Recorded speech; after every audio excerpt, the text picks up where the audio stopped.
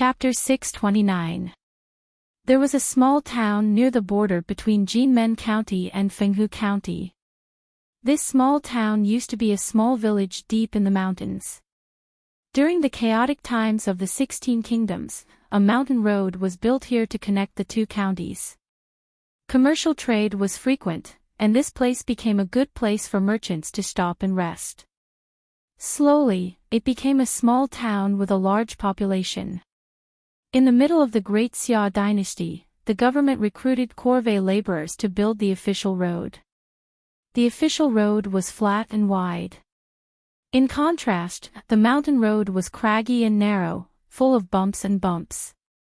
Soon, the mountain road was abandoned, and the popularity that had gathered because of the mountain road also dissipated. Now, this small city had been forcefully occupied by the Red Lotus Group and had become their outpost. Jiang Pingji led the troops closer. Along the way, they discovered several enemy scouts, but they were all killed by the vanguard battalion. However, the Red Lotus Group had developed from the commoners at the bottom of society. If they really wanted to spy on the situation, it would be impossible to guard against them. When Jiang Pingji was only an hour away from the small town, the news reached the hinterlands of the Red Lotus Group. After the leader of the Red Lotus Group heard this, he summoned his trusted aide, the scholar, and asked about the plan. The scholar was already used to finding Enchanting to be his gunman. On the surface, he appeased the cult leader, but in his heart, he memorized the information. This matter is quite suspicious. Lu Shi is a treacherous and cunning person. I'm afraid there's something fishy going on. The scholar pretended to be profound as he tried to think of a way to coax the Red Lotus Group leader. Group leader, allow me to go back and think about this. I will definitely give you an answer in 4 hours at most.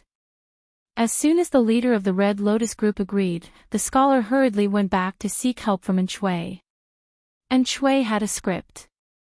When he learned that Jiang Pingji would attack the small town according to the original plan, he was overjoyed. He showed a serious expression and pretended to be suspicious. What's so special about that small city? Why did Lu Shi attack that place? The scholar echoed, yes, that place is very creepy. There are ferocious beasts everywhere.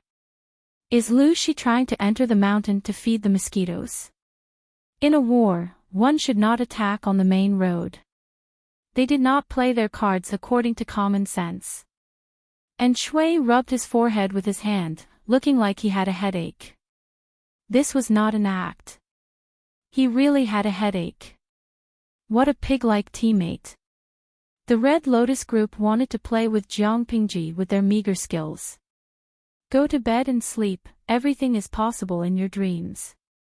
The scholar did not give Enchanting a way out. He could only improvise and continue acting out the script. Enchanting thought for a long time. Finally, he had an idea and realized that the commotion had scared the scholar. I've got it. Enchanting's face was filled with uncontrollable joy. He said, that small town is located near Jinmen County and Fenghu County. Lu Shi wants to use a surprise attack on one of the counties. However, the scholar's intelligence couldn't keep up with the pace.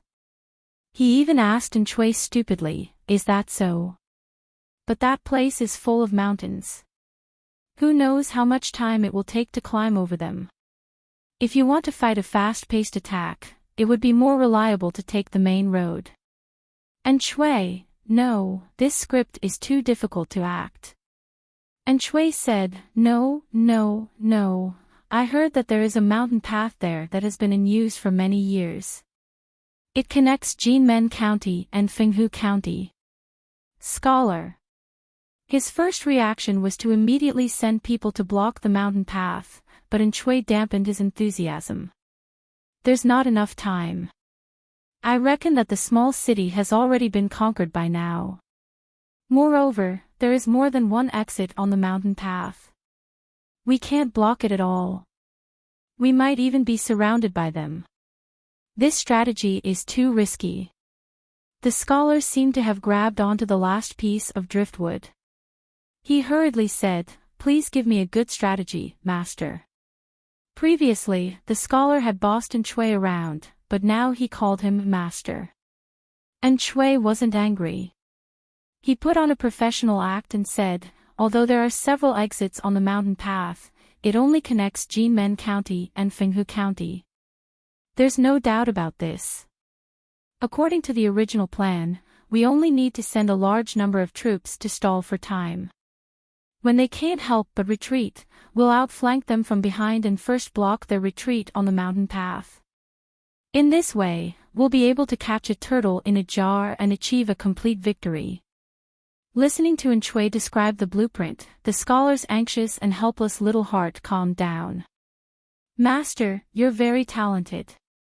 I'll definitely put in a good word for you in front of the chief.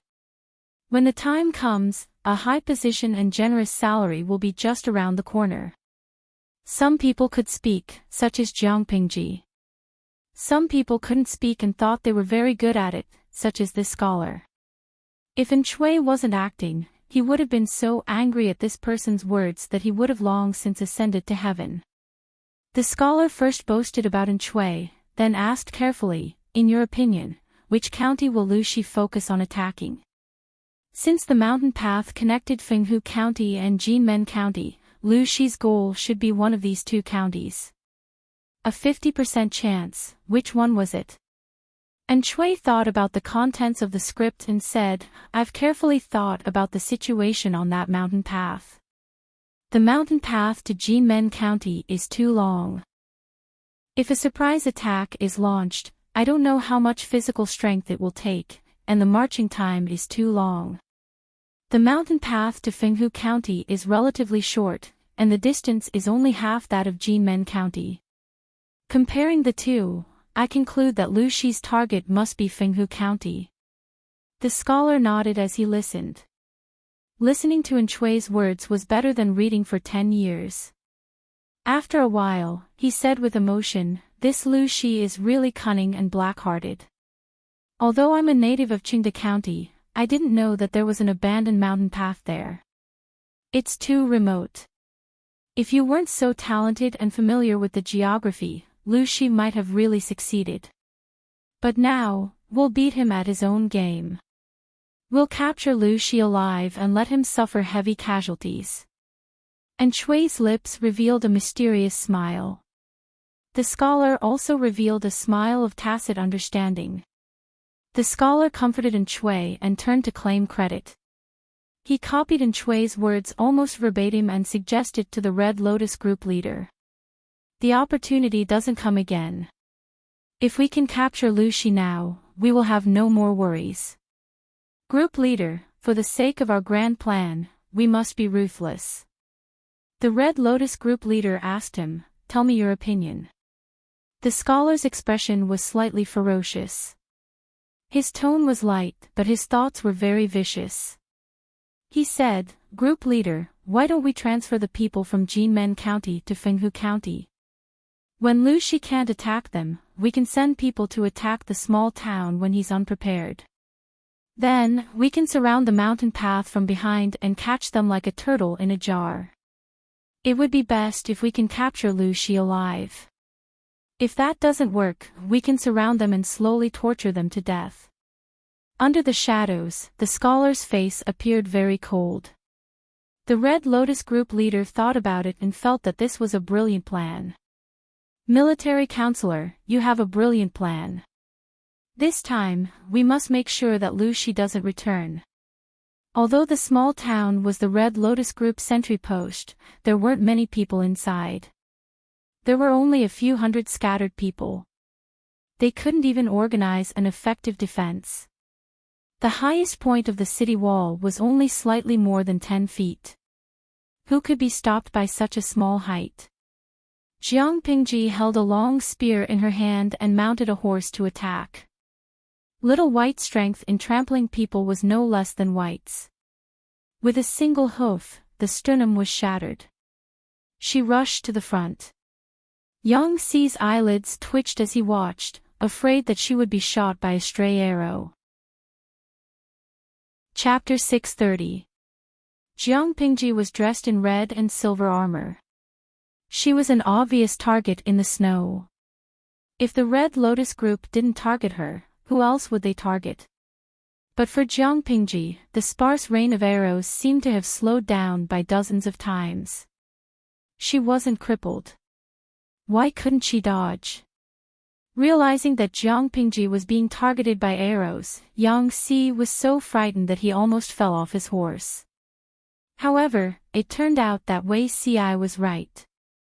Jiang Pingji fought him with 2 legs, 1 hand, and 4 fingers. She could crush Yang Si to death with 1 finger. Watching Jiang Pingji dance the long spear in her hand vigorously, the dense shadows of the spear almost turning into a shield wall. Arrows were deflected by her. Yang Si's emotions went up and down as he watched. It was as if he was on a roller coaster. Little White galloped forward. As a top-grade steed, it had extremely strong explosive power and endurance. Soon, it left the rest of its kind behind. It galloped as fast as silver lightning. The walls of the small city were quickly approaching. Jiang Pingji's target was too obvious. She alone attracted almost all the firepower. Little White galloped in the rain of arrows with her on its back. Occasionally, 1 or 2 tricky arrows approached, but Little White could quickly change direction to avoid them. Such a scene almost caused an uproar in the livestream. Their perspective was relatively special. It was similar to a camera hanging above Jiang Pingji's head. As the audience, they could adjust the angle of the camera 360 degrees. They could even zoom in and out. This time, the camera gave them a bird's-eye view. Not only could they see Jiang Pingji's back view as she galloped away, but they could also see the way she shot down the arrows. She was so fast that she left afterimages. Goddess Pingji, hubby, are you riding a tall white horse to marry me? Don't worry, I'll go downstairs and open the door for you. College entrance examination goes smoothly, I can't take it anymore. She's so cool. Can I dump the man next to me and marry the streamer? Good luck tomorrow, love rival. Let's fight. In order not to affect her mood, Jiang Pingji had long turned off the bullet screen in the live stream. No matter how much the idle audience howled, she couldn't see them for the time being. Relying on Little White's pace, Jiang Pingji easily rushed to the bottom of the city gate. The city wall was only 6 or 7 meters high. How could it stop the combination of Jiang Pingji and Little White? About 30 meters away from the city wall, Jiang Pingji put away her long spear, turned sideways, and bent over to avoid the arrows. She raised her hand to draw her longbow and a few arrows. Without looking, she pulled the bowstring to the fullest with her right hand and a few arrows flew out. The dull sound of a sharp weapon piercing through flesh could be heard. Several splatters of blood bloomed. The soldiers of the vanguard battalion had also caught up to support Jiang Pingji. In less than a breath's time, she once again shot out several arrows. Every arrow that left the bowstring would definitely take a life. By the time she had shot 4 waves of arrows, Little White had already braked its hooves. Jiang Pingji borrowed the momentum and left the horse's back. He took out the long rope from behind his waist and through the side with the iron hook. It coiled around the wall like a snake. When the Red Lotus group saw the tens of thousands of soldiers below the city walls, they were so scared that their legs turned to jelly. There were only a few hundred members of the Red Lotus group at the sentry post, not even 1,000 of them. Jiang Pingji had always liked a fast-paced attack. She would never give the enemy a chance to catch their breath. After the long rope was wrapped around the wall, her feet firmly stepped on the wall. While pulling the long rope, she tilted her body and kicked her feet to climb up. The city wall was 6 or 7 meters high. Before the Red Lotus group could react, she had already climbed up the city wall. What greeted them was the shiny silver spear in her hand. The soldiers below did not have Jiang Pingji's dashing maneuvers, but with her attracting the enemy's firepower, it was not difficult for them to climb up the city wall. The Red Lotus group naively thought that the small city could stop the advance of Jiang Pingji's army and buy them half a day's time. As it turned out, even the time it took to burn a stick of incense was too long. Faced with Jiang Pingji's menacing army, the Red Lotus group had long been scared to the point of wetting their pants. It had only been a short while, but the commander of the vanguard battalion had already climbed up the city wall and started a massacre on the city wall. She directly crushed their momentum and shattered it like glass shards. Following that, more soldiers climbed up the city wall, each one like wolves and tigers. Before the Red Lotus group could organize an effective defense, everything was over. Before the main army arrived, the small city had already been captured. Their efficiency could be said to be the best in the industry. Yang Xi's expression was complicated. Looking at the open city gate, he finally understood why Jiang Pingji wanted him to lead the vanguard battalion. The soldiers were fierce, and the generals were fierce. Only a fierce commander could lead an even more ferocious elite army. Jiang Pingji spoke very little when fighting. She disdained arguing with others. To quote the words of the viewers in the live stream room, "Society is my sister Pingji. She doesn't talk much. She doesn't talk. She directly confronts her." Jiang Pingji asked Yan Yan to lead the vanguard battalion to clean up the battlefield and count the soldiers who had been injured or killed by stray arrows. When the main army arrived, the city gate had already been opened. The arrows under the city wall had also been cleaned up by the soldiers. Except for the bloodstains that had not been cleaned up in time, it was almost impossible to see that a small-scale siege had broken out here. Even though Qiguan Rang was prepared, he was still shocked. "Let's rest for a day. At dawn tomorrow, we will prepare to enter the mountain road." Jiang Pingji narrowed her eyes slightly. She was still dressed in a red and white military uniform. There was not the slightest hint of warmth from before. Instead, there was a chilling murderous aura. "Looking at the time, I think it's about time." Qiguan Rang said, "The mountain road is long. Should we pack lightly?" "Yes." After frowning, Yang Xi suggested, "It's better to bring 2 or 3 days' worth of dry rations." Although the Red Lotus group is just a motley crew, they are not completely brainless. If they attack our grain transport team, although it won't be fatal, it will still cause some trouble. Jiang Pingji sneered. Yang Xi had really overestimated the intelligence of the Red Lotus group. "Yes, let's do as Jing Rong says." Elsewhere, under the suggestion of his trusted scholar, the leader of the Red Lotus group transferred most of the guards in Jinmen County. Now, there were only a few thousand troops in the county, and they were all old, weak, and disabled soldiers. Coupled with the freezing weather, the combat power they could exert was almost zero. And Shui had already made preparations to respond. While contacting his informants, he also instructed the brothers guarding the city of Jinmen County to be alert. After making these preparations, Shui planned to stir up another wave of trouble. He passed on the scholar's deployment to Jiang Pingji through his informants. When everyone saw it, they were speechless. Yang Xi said disdainfully, "Their brains aren't that great, but their hearts are vicious." However, this 007 spy, Shui, was very good. His acting skills were off the charts. "Let's act according to plan. First, send scouts into the mountain road. Once they discover that the troops in Jinmen County have withdrawn, report back immediately." In this era, communication was not convenient. If they could make good use of the time difference, they could completely toy with the enemy. She planned to take down Jinmen County as quickly as possible and attack another city before the Red Lotus group could react. Yes, Jiang Pingji's appetite was not just a county. She planned to take down the entire Qingde County in one go. Chapter 631.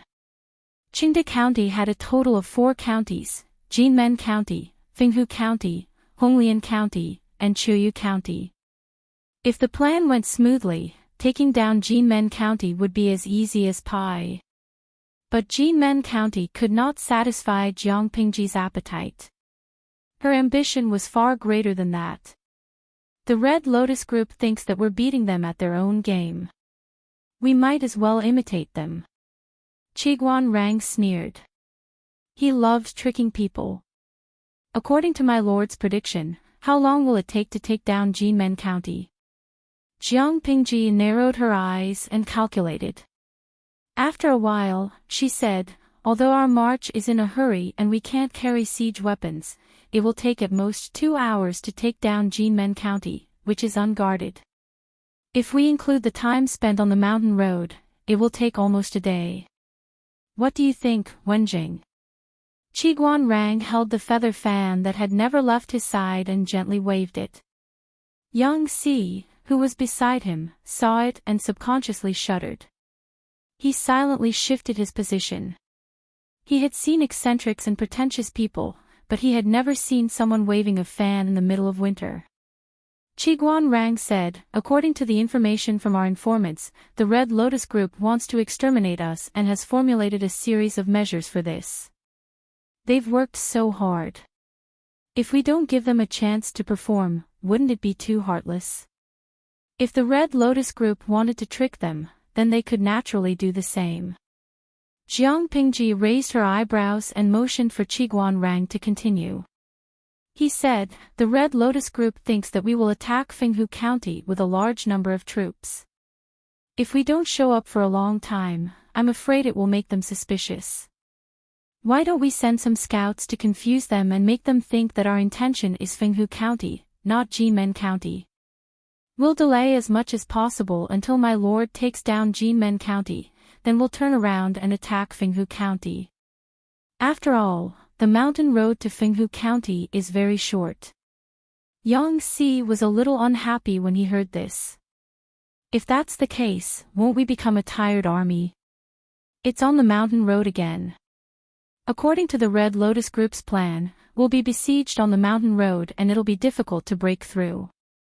Dian Yen couldn't help but ask.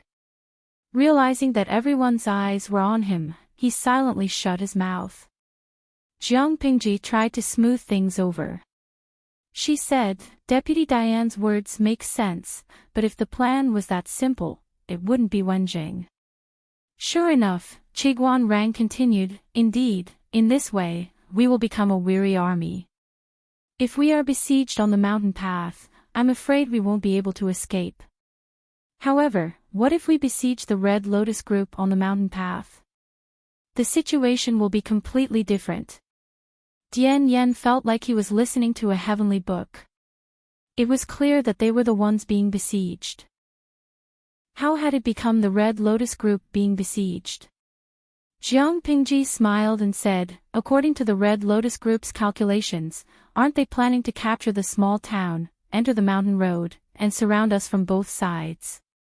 Since that's the case, why don't we throw out the bait, lure them into the mountain path, and then trap them to death? Dian Yan's brain wasn't quick to react. After thinking for a long time, he suddenly realized that he was pretending to be a pig to eat the tiger. First, they would have the main force attack Jinmen County. At the same time, they would have scouts investigate the vicinity of Fenghu County. This would create the illusion that they intended to attack Fenghu County. Not only would it confuse the Red Lotus Group's judgment, but it would also delay them. Once Jinmen County had been captured, they would turn around and return to set up an ambush. Then, they would send another team into the mountain road to create the illusion for the Red Lotus Group that the main force had already entered the mountain road in the direction of Fenghu County. In reality, they were still hiding on the mountain road to Jinmen County. When the Red Lotus Group saw this, they would definitely think that their prey had taken the bait. When they planned to enter the mountain road and cooperate with the troops of Fenghu County to outflank Jiang Pingji, the main force of the ambush would appear again. The main force cooperated with the soldiers who had entered the mountain path earlier and worked together to take down this wave of sneak attacks from the enemy. Dian Yan had already shut his mouth obediently. As expected, these scholars were each more heartless than the other. While the others were still at the stage of being unable to resist, they were already thinking about how to counterattack the enemy. Qiguan Rang continued, "This plan isn't difficult, but it's a little harsh. Time is too tight." Jiang Pingji smiled and said, "What's wrong with that? Wen Zhang, just wait and see how I take down Jinmen County." Yang Si was about to say something sarcastic, but the image of Jiang Pingji taking the lead appeared in his mind at the right time. He also chose to remain silent.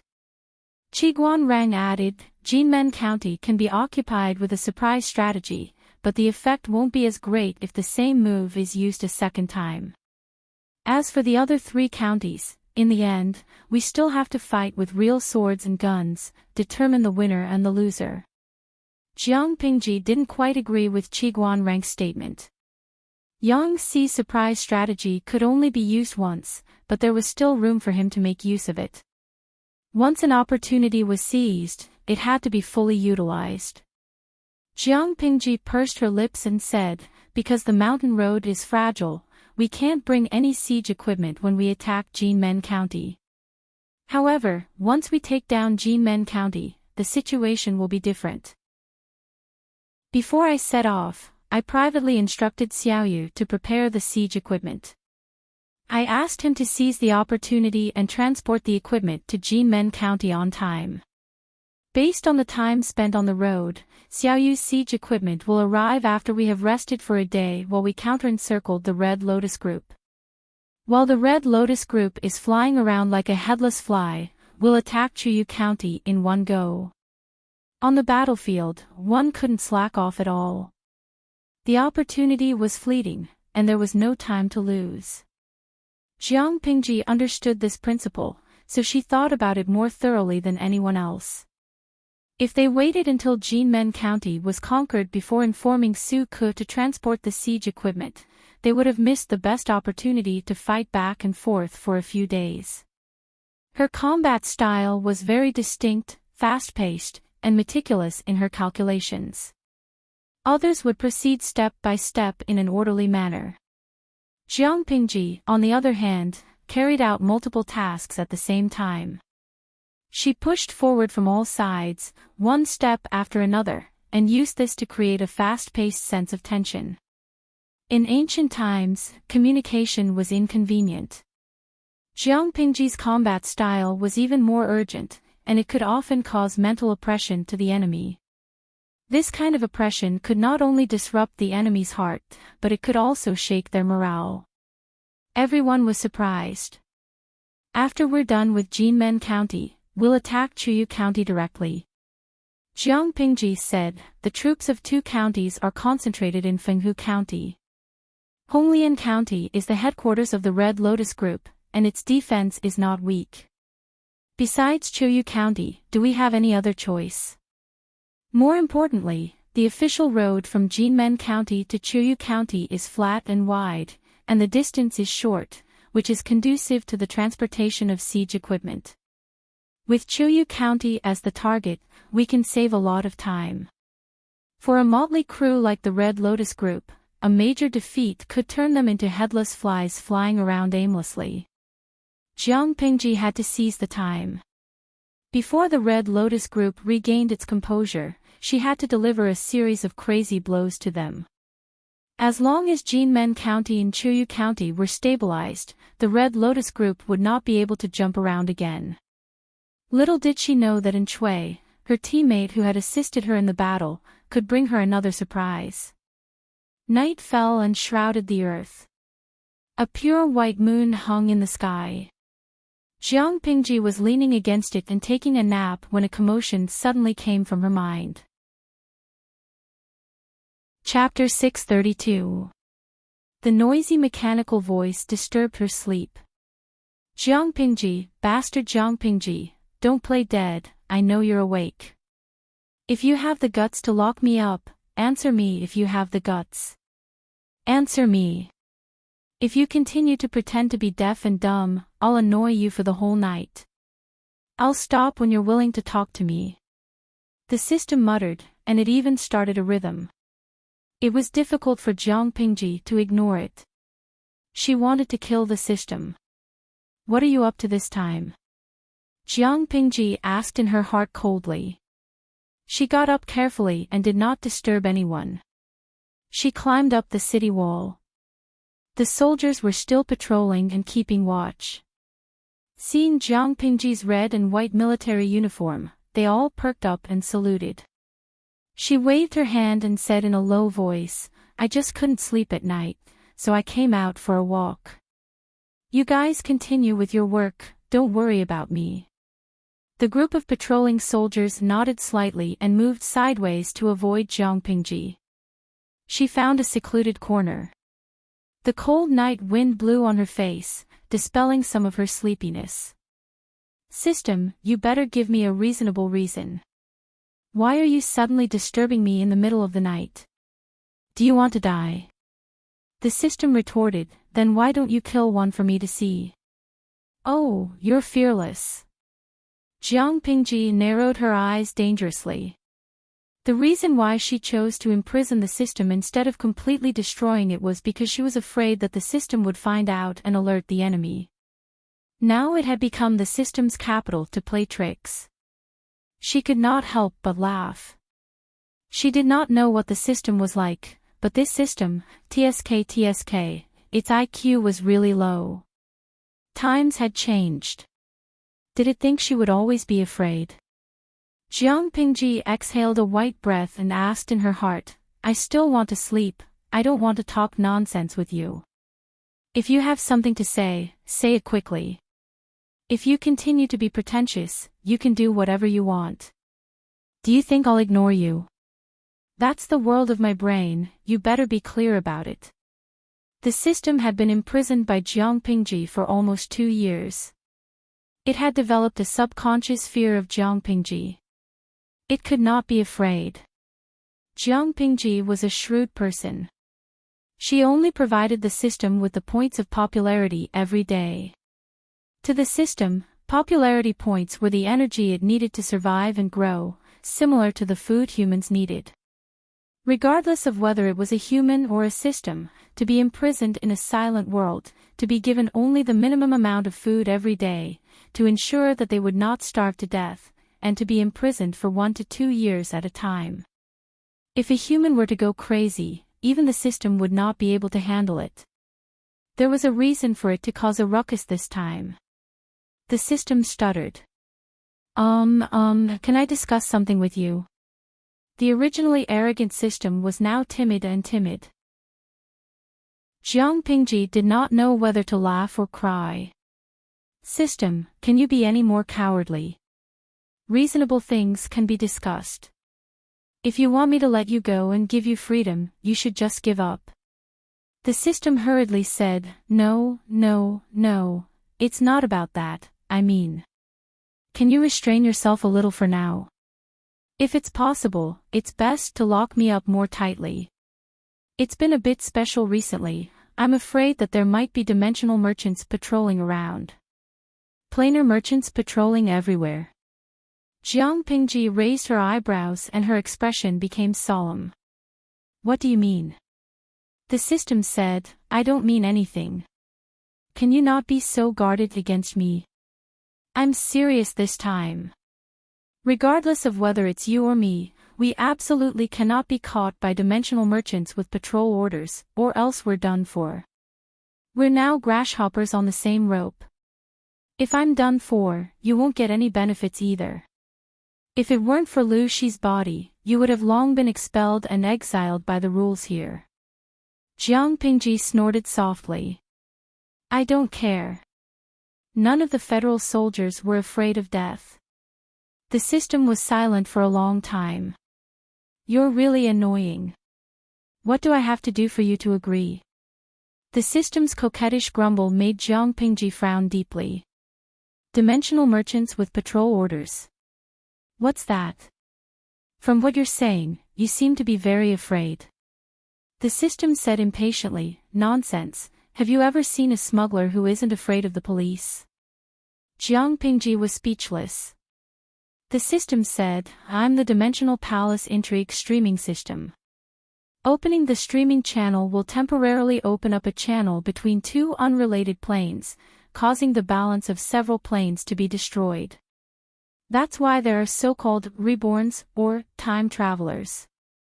Regardless of whether they're time travelers or reborns, they're all illegal immigrants without a license. As for the dimensional merchants with patrol orders, their existence is with licenses that allow them to travel between different planes." Jiang Pingji's interest was piqued, and some malice grew in her heart. "If you're caught by them, what will happen to you?" The system sneered, seeing through Jiang Pingji's plan. "Jiang Pingji, I advise you not to have the idea of perishing together with them. Do you know how much energy is needed to open up the barrier between two planes? I'm of the same level as that dimensional merchant. If he catches me, he'll lock me up for a few years at most. He can't do anything to me. But you're different. You don't belong to this world. You're an anomaly that affects the original development of this plane. To put it bluntly, you're a pathogen. When the time comes, you'll die a horrible death. You can still live for many years. Isn't it good to be alive? Why must you go against me?" Jiang Pingji wasn't the slightest bit afraid of the system that was outwardly fierce but inwardly weak. She laughed contemptuously, and the disdain in her words was undisguised. "Is that so? So you're so powerful. Then why are you imprisoned in my spiritual realm?" If the system had an expression, its face would definitely be as black as the bottom of a pot. If it hadn't been careless and Jiang Pingji had deliberately pretended to be a pig to eat a tiger, would it have been caught carelessly? The system had lived for a long time, but it was the first time it had fallen into the hands of its host. Therefore, it hated the kind of host that was smart but disobedient the most. Was it not good to be a little naive, a little stupid, and a little smart? Although the host would have to pay some small remuneration, at least the host would be a winner in life while he was alive. Being reborn, wearing the halo of a protagonist, the intelligence of the supporting characters would decrease collectively, and the host would cheat all the way to the peak of life. Wasn't it exciting to think about it? Unfortunately, he met Jiang Pingji, a freak. The system felt wronged and wanted to cry. Jiang Pingji said, "You're full of lies and have too many criminal records. I believe at most 30% of what you say, and I'm skeptical of the other 70%. Your ridicule just now gave me inspiration. You said, which smuggler isn't afraid of the police? In that case, the dimensional merchant is the police, and you're the smuggler. You also said that you're of the same level as the dimensional merchant, but now you're trapped by me. TSK, there's a lot of information. I seem to know something." The system was faintly flustered. "What do you mean by a lot of information?" Jiang Pingji asked it in return with a natural expression, "Why should I tell you?" "System," Jiang Pingji asked the system, "what does the dimensional merchant look like? Does he have the same heart as you?" The system was almost choked to the point of being speechless. What did she mean by having the same heart as me? Chapter 633. The system was exasperated. Hee, the patrolling merchants are just sanctimonious people. Regardless of whether they are reborn or time travelers, once they are discovered, they will be humanely destroyed. In terms of ruthlessness, they are even more ruthless than me. I will at least let the host die of old age, but he won't. The system tried hard to dispel Jiang Pingji's idea of stirring up trouble. If the system didn't need Jiang Pingji to hide its whereabouts and avoid the patrolling merchants, it wouldn't have revealed so much. It thought that Jiang Pingji would be frightened, but she nodded in agreement. There's nothing wrong with enforcing the law impartially. The system almost couldn't breathe. Who are you on the same boat with now? Don't forget, you are also a stowaway. If you are caught, the situation will be very serious. You will be killed and your soul will be destroyed. Fine, fine, fine. I promise you, whether it is me or the main body, we will not do anything to hurt you in the future. Big sister, now is not the time to be willful and mischievous. Jiang Pingji smiled. You and I have formed a temporary alliance, but it will fall apart in the end. This kind of promise is as worthless as toilet paper. If you are sincere, answer my question honestly. Is the main body of the system really in Wang Huiyun's body? Or is the system in her body just a subsystem? Is it just a bait separated from the main body to mess up the world? Answer me, don't hide it. The system was stunned. It said, that's 2 questions. Jiang Pingji snorted. Then answer the first question. Is the system in Wang Huiyun the main body? The system answered very decisively, no. Hearing that, Jiang Pingji's lips curled into a cold and mocking smile. Sure enough, it was not the main body. In this way, she was even more certain of her previous speculation. The main body of the system was really well hidden.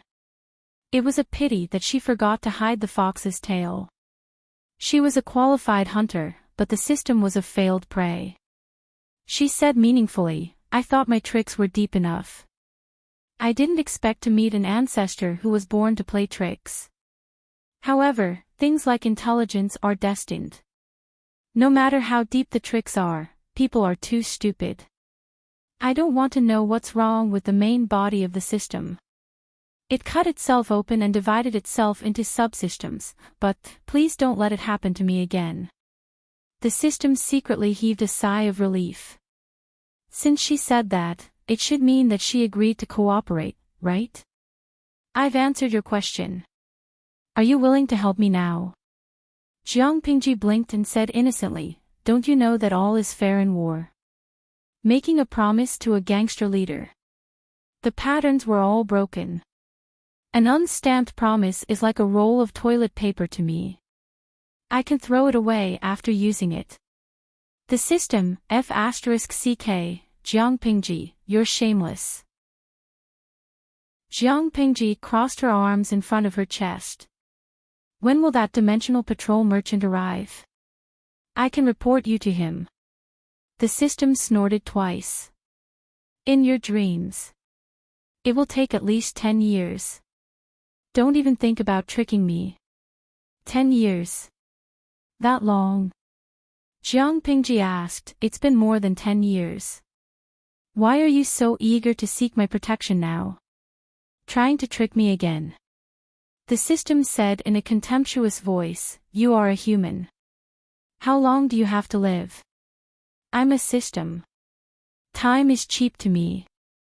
To you, it takes up 1/5 of your life. To me, it's only 3 to 5 days, or even a few hours.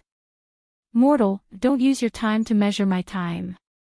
As an almost eternal existence, you are but a mayfly to me that is born and dead.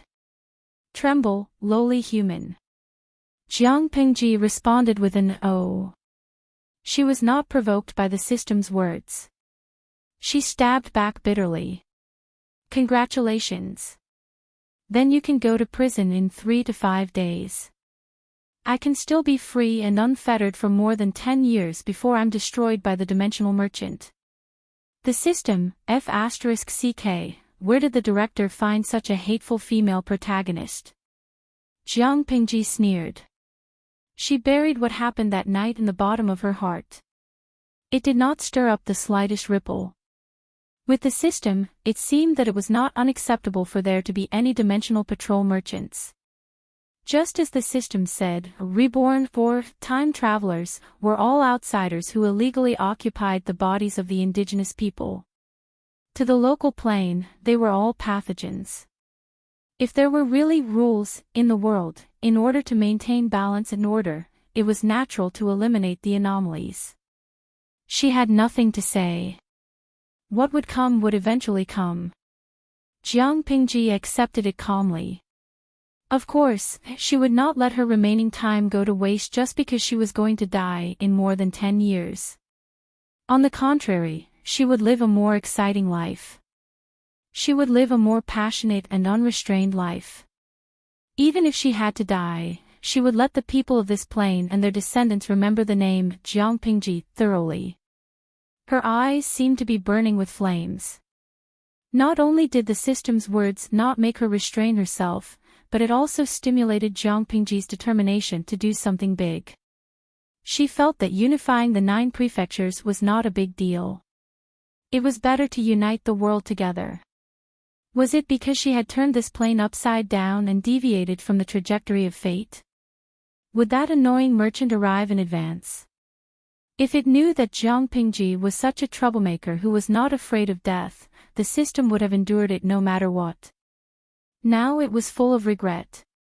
As a small subsystem, it could not defeat Jiang Pingji. After being exposed to the night wind for most of the day, Jiang Pingji raised her hand to pat the cold air off her body. She was ready to get up and go back to sleep. On the way, she happened to meet Yang Si, who had woken up at night.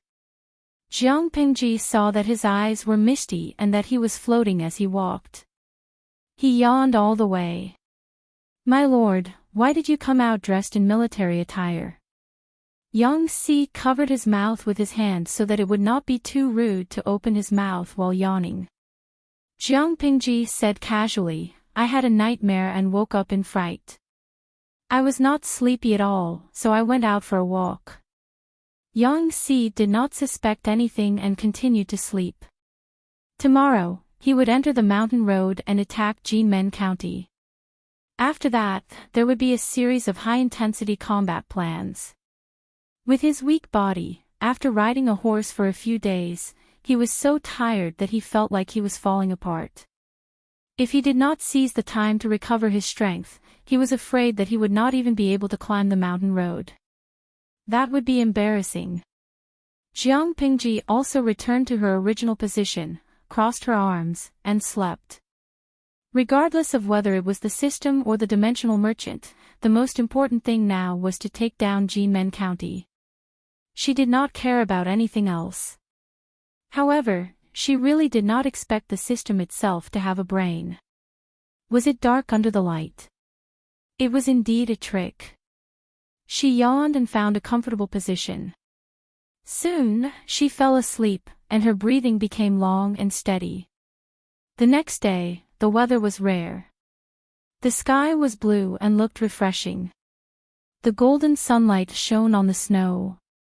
It was golden and dazzling, so bright that it was a little uncomfortable. Jiang Pingji gathered her troops and horses. She was still dressed in her red and white military attire. She looked energetic and had a high aura. "My lord, the situation of the mountain road has been investigated. Last night, I also ordered people to quietly sweep away the snow. Now we can pass through." Chapter 634. The mountain path was winding and rugged, and the narrow road stretched as far as the eye could see. Jiang Pingji rode on Little White's back with relative ease. As an excellent descendant of Shalon and the warhorses of the northern borderline, Little White's endurance and weight-bearing ability were extremely strong. Every step was steady and easy. In contrast, the others looked a little embarrassed. The mountain path to Jinmen County is already so rugged. I wonder how difficult the road to Fenghu County will be, Yang Si was also secretly complaining. As a counselor, he enjoyed special treatment. Most of the other soldiers walked. He could still ride a horse and did not need to walk on his legs, but the bumpy ride still made him suffer. Jiang Pingji saw that his face was deathly pale with exhaustion that could not be dispelled. She then looked at the purplish-red horse under him, which was panting. She took the initiative to suggest, "Why don't you ride Little White? Look at you. I think you'll be exhausted before we reach Jinmen County." Yang Si was a little tempted, but when he thought that intelligent horses had a temper, he suddenly became a little timid. "Won't it throw me off the horse?" Yang Si nervously grabbed the reins. If he was not afraid that Little White would be uncomfortable, he would have hugged the horse's neck for safety. Unexpectedly, not only did Little White not throw Yang Si off the horse's back, but it continued to hurry on without complaint. Don't deliberately cause trouble. Little White's temperament is still good. Jiang Pingji changed to Yang Si's previous horse and controlled the horse with the reins. Fortunately, our opponent this time is the Red Lotus group. If it were a smarter enemy, I wouldn't dare to take this mountain path. She looked around at the terrain on the horse's back and teased him with a smile. Taking the mountain path was indeed a strange move. They could avoid the enemy's eyes and ears without being noticed. Whether it was a sneak attack or something else, it had a miraculous effect. However, risks and benefits coexisted. The mountain path was not only suitable for them to sneak attack the enemy, but it was also suitable for the enemy to ambush them. Little White walked very steadily, which was a world of difference from the previous bumpy ride. This made Yang Si feel a little better. He said, "The situation is different. My lord marches at lightning speed. Even if the enemy has the intention to ambush us, they won't be able to make it in time." According to Yang Si's estimation, when they had just captured the small town, the higher-ups of the Red Lotus group had just received news of their arrival. It would take time to transmit the order. By the time they reacted and prepared for an ambush, we would have already passed through the mountain road and taken down Jinmen County. Jiang Pingji fought at a fast pace, but how many people could do that? Most people could only pay attention to one place. By the time they received the news, the best opportunity had already passed. Why were excellent strategists so sought after? It wasn't just because they were able to win a battle from 1,000 miles away in a world where information transmission was lagging behind. More importantly, they were more comprehensive and thoughtful than ordinary people. It was like playing chess. Ordinary people would take one step at a time, but schemers like them would take 10 steps at a time. Just as Yang Si had said, although the mountain road leading to Jinmen County was long, the slope was relatively gentle, and it consumed less energy than expected. Which of Jiang Pingji's soldiers did not train with weights as a daily routine? For an ordinary army, it would take 6 to 8 hours to pass through this mountain path, but for them, it would only take a little more than 2 hours. At the same time, the troops of Jinmen County had also been urgently transferred to Fenghu County to defend. The Red Lotus group arranged several scout teams, and sure enough, they found suspicious people. They judged that these were enemy scouts who had attacked the outposts. The scholar clenched his fists nervously. The room was burning with a blazing charcoal fire, and it was so hot that his palms were sweating. Sure enough, Lu Shi's target is Fenghu County. The scholar nervously put his hands behind his back and paced back and forth in the hall, as if he wanted to rub a hole in the ground. He said, "Go and investigate again. Report back quickly if there's anything. If you find Lu Shi's main force, don't act rashly and alert him." "Yes."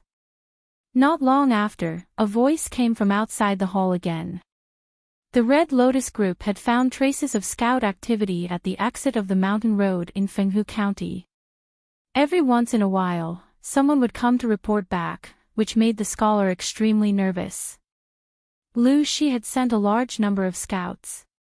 What did this mean? It meant that the number of troops he had brought was large, and it was very likely that it was more than 10,000. Report, report. Report, the messenger kept going back and forth. Every time he received a reply, the scholar's nervousness increased. In the end, he was so anxious that he was sweating profusely. He went out and looked at the sky outside. Flustered and exasperated, he said, "Haven't the reinforcements from Jinmen County arrived yet?" The messenger hung his head and answered timidly, "They're still half a day away." Half a day. So slow. The scholar was angry and anxious. He had never felt that time would pass so slowly. He was like an ant on a hot pan. For him, every minute and every second was torture. Now, he only hoped that Lu Shi would move slowly. It would be best if he could wait for their reinforcements to enter the city before coming. Otherwise, he really did not have the confidence to fight against Jiang Pingji with his current troops. Where is Mr. N? Quickly invite Mr. N over to discuss countermeasures. Thinking of An Shui, the scholar had a backbone. He hurriedly asked the servant beside him to invite An Shui. The manservant ran as fast as he could, but An Shui was no longer in Jinmen County. Do you know where Mr. N went? The scholar did not feel that anything was wrong. Although An Shui had left, his brothers who were close to him were still there. The scholar did not suspect anything. The servant replied, I've asked carefully. Mr. N seems to have gone to Honglian County overnight. The scholar frowned. He did not understand why An Shui had gone to Honglian County at this time. However, he did not dwell on this issue for too long, because another messenger had found traces of scouts. What made the scholar even more terrified was that the scouts were getting closer and closer to Jinmen County. In other words, when these scouts had finished investigating the situation, Lu Shi's main force would attack. Thinking of the reinforcements that would arrive in half a day, the scholar wanted to grab his hair in frustration. Because the scouts were moving around frequently and spying on their situation, the scholar had never thought that this was just bait set up by Jiang Pingji. Qiguan Rang was in charge of the Central Army. Under his arrangements, scouts were sent out to scare and tease the Red Lotus group. As for the main force, at this moment, they had already passed through the mountain road and crossed a vast expanse of white snow, galloping toward Jinmen County. Qingde County belonged to the northern region. The snow was heavy in winter. Except for the official road, no one cleared the snow in other places. Usually, they waited for the weather to warm up and let it melt on its own. Jiang Pingji had already asked the people of the vanguard battalion to prepare plain-colored linen and draped it over their bodies as cover. The weather was good that day. The snow reflected the light. In order not to hurt their eyes, the guards at the city gate would not stare at the snow outside the city for a long time. The garrison of Jinmen County was almost completely transferred away. Only 3,000 old, weak, and disabled soldiers were left behind. The sun was shining brightly, and the reflection made their eyes very uncomfortable. Outside, it was freezing cold. There were only a few Red Lotus group on the city wall who were seriously guarding. Chapter 635. Gaokao Yila, streamer, do you want to cover your eyes with a coarse cloth to block the light? It's so annoying. In ancient times, there were no sunglasses or protective glasses. The ultraviolet rays reflected from the snow will harm the eyes. It's easy to get snow blindness. Little angels, if the person above didn't remind me, I would have forgotten about this. You must be careful of snow blindness. Let's get together, please, we're at war now. Whether we can survive is still a problem. What's a pair of eyes worth? Jiang Pingji turned off the bullet screen in the streaming room and turned the screen to the smallest size to avoid distraction. Dian Yan was beside her. Because he was nervous, his voice sounded a little rough. My lord, could it be a trap? He saw that there were only a few soldiers on the city gate. They were too lax. Jiang Pingji smiled and said, do you think everyone is like me, your lord? When I run the army, I issue orders repeatedly. Those who disobey will be dealt with according to military law. Those who slack and play tricks have to think twice. The Red Lotus group is different. Discipline is lax. Now that most of the elites have been transferred away, the remaining people think that they have nothing to worry about. Naturally, they won't take extra precautions. It's such a cold day. Who wants to be cold? They'll slack if they can. If the guards on the city gate assumed a solemn stance, Jiang Pingji would be worried that there would be an ambush. Dian Yan nodded thoughtfully. Looking at the city gate, Jiang Pingji narrowed her eyes dangerously. She said, "I really don't like this city gate." Dian Yan didn't understand. Weren't all the city gates the same? Why was there one that didn't like it? Jiang Pingji said, "Dian Yan, lead the soldiers to cover me. Now we have to break into the city as fast as possible." "I have a good idea." Dian Yan didn't ask what Jiang Pingji's idea was. He only needed to do what he was supposed to do. "My lord, please rest assured." Jiang Pingji nodded. She looked down at the long spear in her hand. It was too thin and too long. She turned her head to look at Dian Yan's waist. She reached out and said, "Lend me your 2 big axes." Dian Yan was tall and strong. He had great strength. He especially liked to use such heavy weapons during battles. With one swing of the axe, he could split a person from the top of his skull to his pelvis. The scene was bloody and violent. Every time he came back from a battle, he looked like he had been fished out from a pool of blood. Hearing that Jiang Pingji wanted to borrow his weapon, it wasn't that Dian Yan was unwilling, but, "My lord, these 2 axes are too heavy, I'm afraid." Dian Yan had not finished his words when his eyes widened so much that they were about to pop out. The 2 axes were specially made and weighed nearly 50 kilograms, but they were as light as goose feathers in Jiang Pingji's hands. She did not seem to be straining at all. Every time Dian Yan thought he had a good understanding of his lord's combat abilities, she would always be able to break his record. "The weight is quite comfortable," she pondered for a moment, then her lips curled into a faint smile. She looked at the city gate with malice and interest. At that moment, seeing Jiang Pingji holding 2 axes in her hands, the audience in the streaming room was stirred up again, and the bullet screen was filled with comments. "Cola, yesterday I saw a young general in red and silver armor, and today it's a lowly with 2 axes. Liu Siji Lianming, the host's body is already 17 or 18 years old. Lolita. Have you ever seen such an old Lolita? Yin Yuaja Zhuge Qinmo, there's nothing wrong with an old lowly. Gui Kai Guo Fengxiu, I've already moved the bench and melon seeds and drinks. I'm sitting down to watch the host's heroic battle. Boss Chow, TSK, the commenter above, you really have a heavy taste.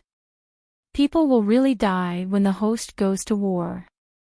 Faced with bloody corpses, large and small intestines flowing out of the abdominal cavity, spleens, accumulated feces, and crushed brains, are you sure you can eat melon seeds and drinks?" Thinking of Boss Chow's bullet screen, a similar scene involuntarily appeared in his mind, and he almost vomited. Jiang Pingji really wanted to cause trouble. At present, it was not clear about the specific garrison situation in Jinmen district, so Jiang Pingji did not dare to be careless. In order to end the battle quickly, she could only choose to explode and shatter the Red Lotus Group's momentum with a thunderous attack.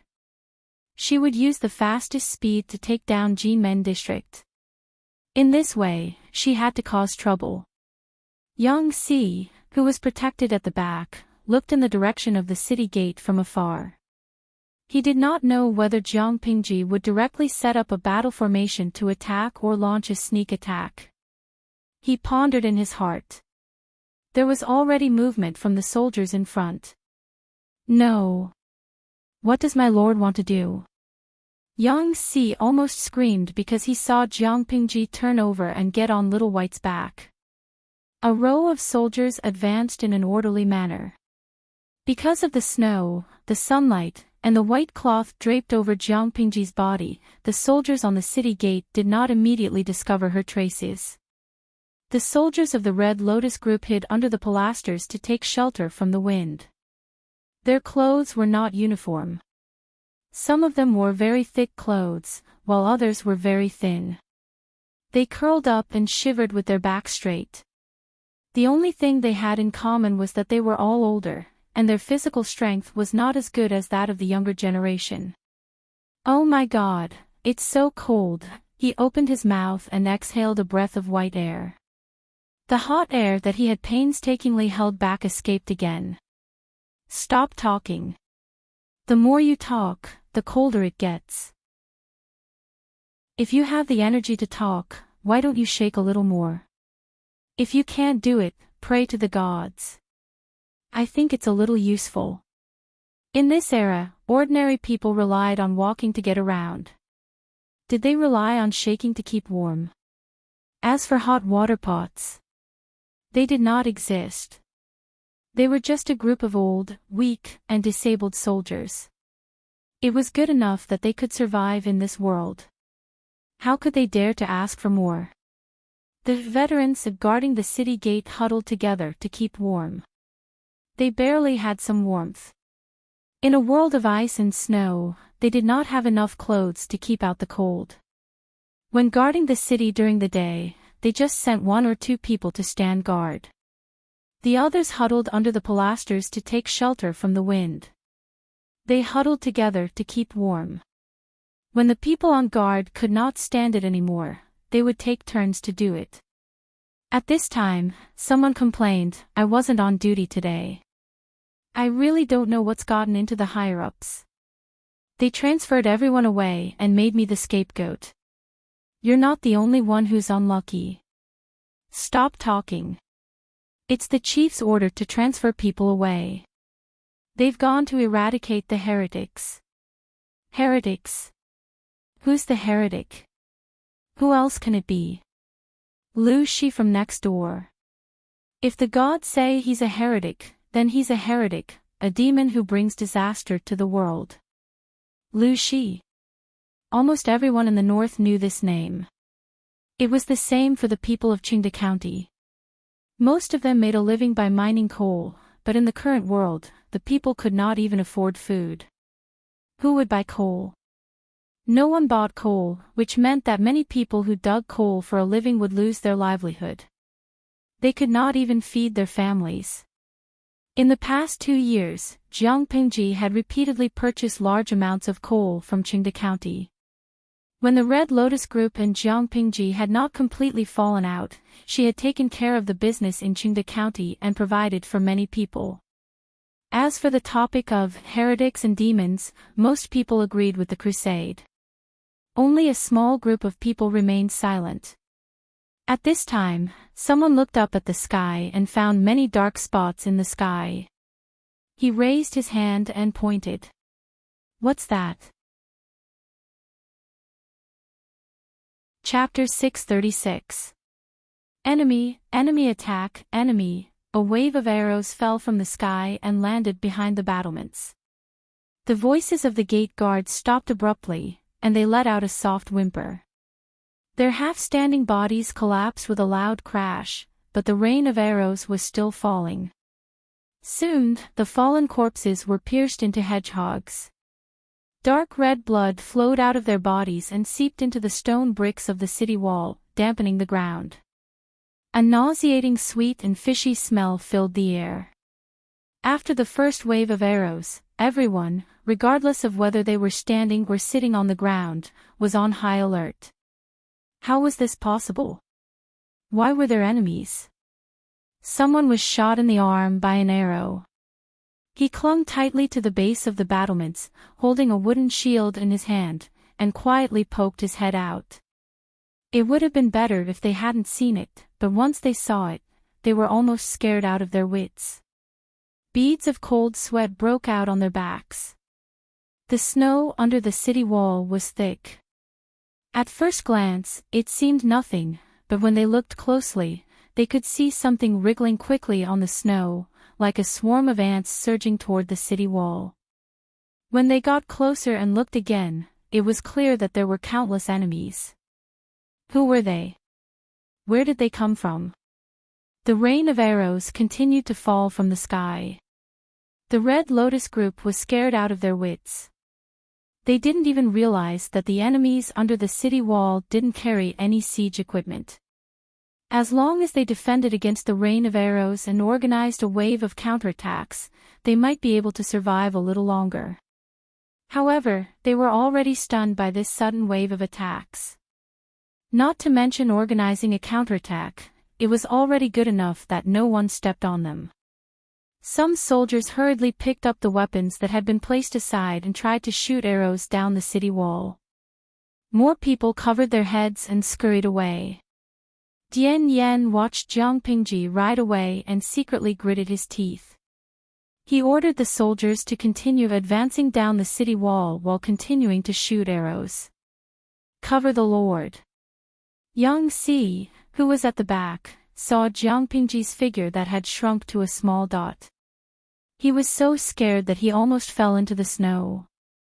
Even if she was the commander of the vanguard battalion, who would act so willfully and recklessly like her? Yang Si's heart was in his throat. He almost forgot how to breathe.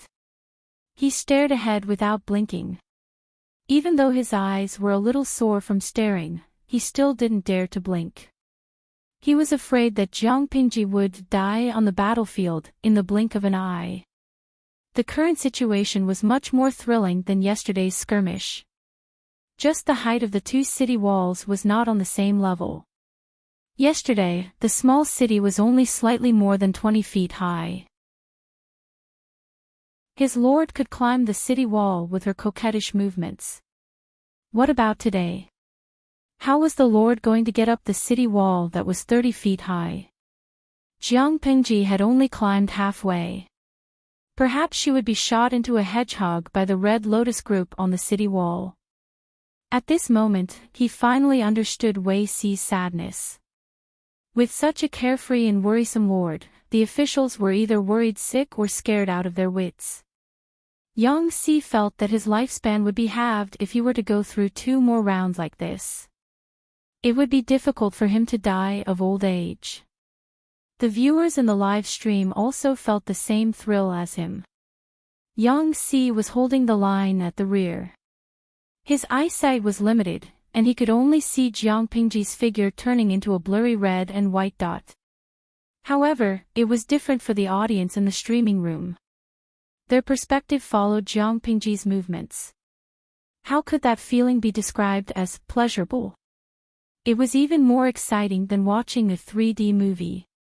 If their faces were closer to the screen, it felt like those arrows would fly out of the screen and pierce through their brains. Jin Tian Changsho, I'm going to die, I'm going to die, I'm going to die, streamer, be careful. Cheongda Jibukagyo, F***CK, that arrow just now was too thrilling. If it wasn't for the streamer's quick reaction, wouldn't her body have been pierced? I still need to work hard this month, I'm trembling. Even time travel is so dangerous now. Henceforth Tian Sigging, I'm scared to death. I estimate that pair of broad axes must weigh more than 50 kilograms, right? How strong is the streamer? She looks so relaxed. If it wasn't for the fact that it's impossible for the streaming room to be fake, would have thought that they're imitations. The viewers couldn't be blamed for their doubts. Jiang Pingji could wield the spear so fast that it left afterimages, but it was too much for her to wield a pair of long axes so fast that they left afterimages. Fortunately, Jiang Pingji had already turned off the bullet screen. Otherwise, the overwhelming and colorful bullet screen would have drowned her vision. With Dian Yen supporting her from the rear, there were very few arrows that flew down from the city wall. Relying on Little White's speed and explosive power, Jiang Pingji seemed to be in danger, but in fact, she perfectly avoided all the cold arrows with hidden killing intent. She approached the city wall without any danger. Yang Si was so anxious that he gritted his teeth. The height of the city wall of Jinmen County was different from that of the small town yesterday. How could she climb up? In his anxiety, Yang Si unconsciously clenched his fists. His nails were deeply embedded into his flesh, leaving a few nail marks on his palm. Compared to his worries, the viewers in the streaming room were mostly watching the show. Zuizhen Beishijing, it's coming, it's coming, the streamer's ultimate skill of jumping on the wall in the air. Don't blink. Qing Shan Wei Shue Bai Tu, streamer, begin your performance. However, to everyone's surprise, Jiang Pingji didn't pull out a rope or anything else at all. She was less than 20 meters away from the city gate. The muscles in her right arm suddenly swelled and accumulated strength. Her arm was bent like a bow, and the handle of the axe was thrown out by her. Her calm face had a hint of ferocity. In the next moment, a loud rumbling sound came from the city gate. The long axe was deeply embedded in the city gate. The entire body of the axe was completely submerged. Like a spider web, cracks spread in all directions with the long axe as the center, and a thin layer of ash spread out. The entire city gate trembled. She threw it with too much strength. Little White raised its hooves high. Its body was almost perpendicular to the ground. It looked up to the sky and let out a roar. Jiang Pingji had expected this. She tightened her grip on the horse's belly and grabbed the reins with the other hand. It was steady and steady. It had no intention of being thrown off.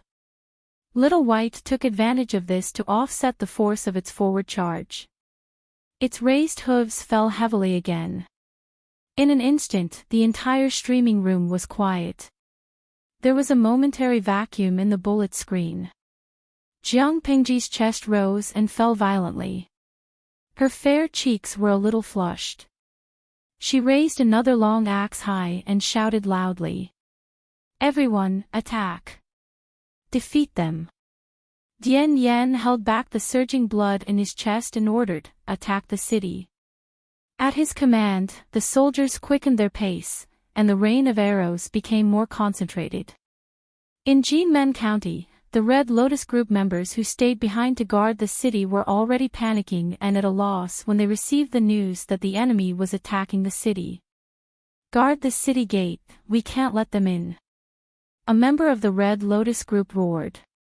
Only then did the panicking Red Lotus army calm down a little and mechanically defend the city gate. As long as they held the city gate and resisted the enemies outside, they might be able to wait for reinforcements. That was what many people thought. Dozens of soldiers blocked the city gate, for fear that Jiang Pingji would use the siege logs to hit the city gate. In fact, apart from weapons, Jiang Pingji did not carry any siege or defense equipment. She herself was the strongest siege murderess aura.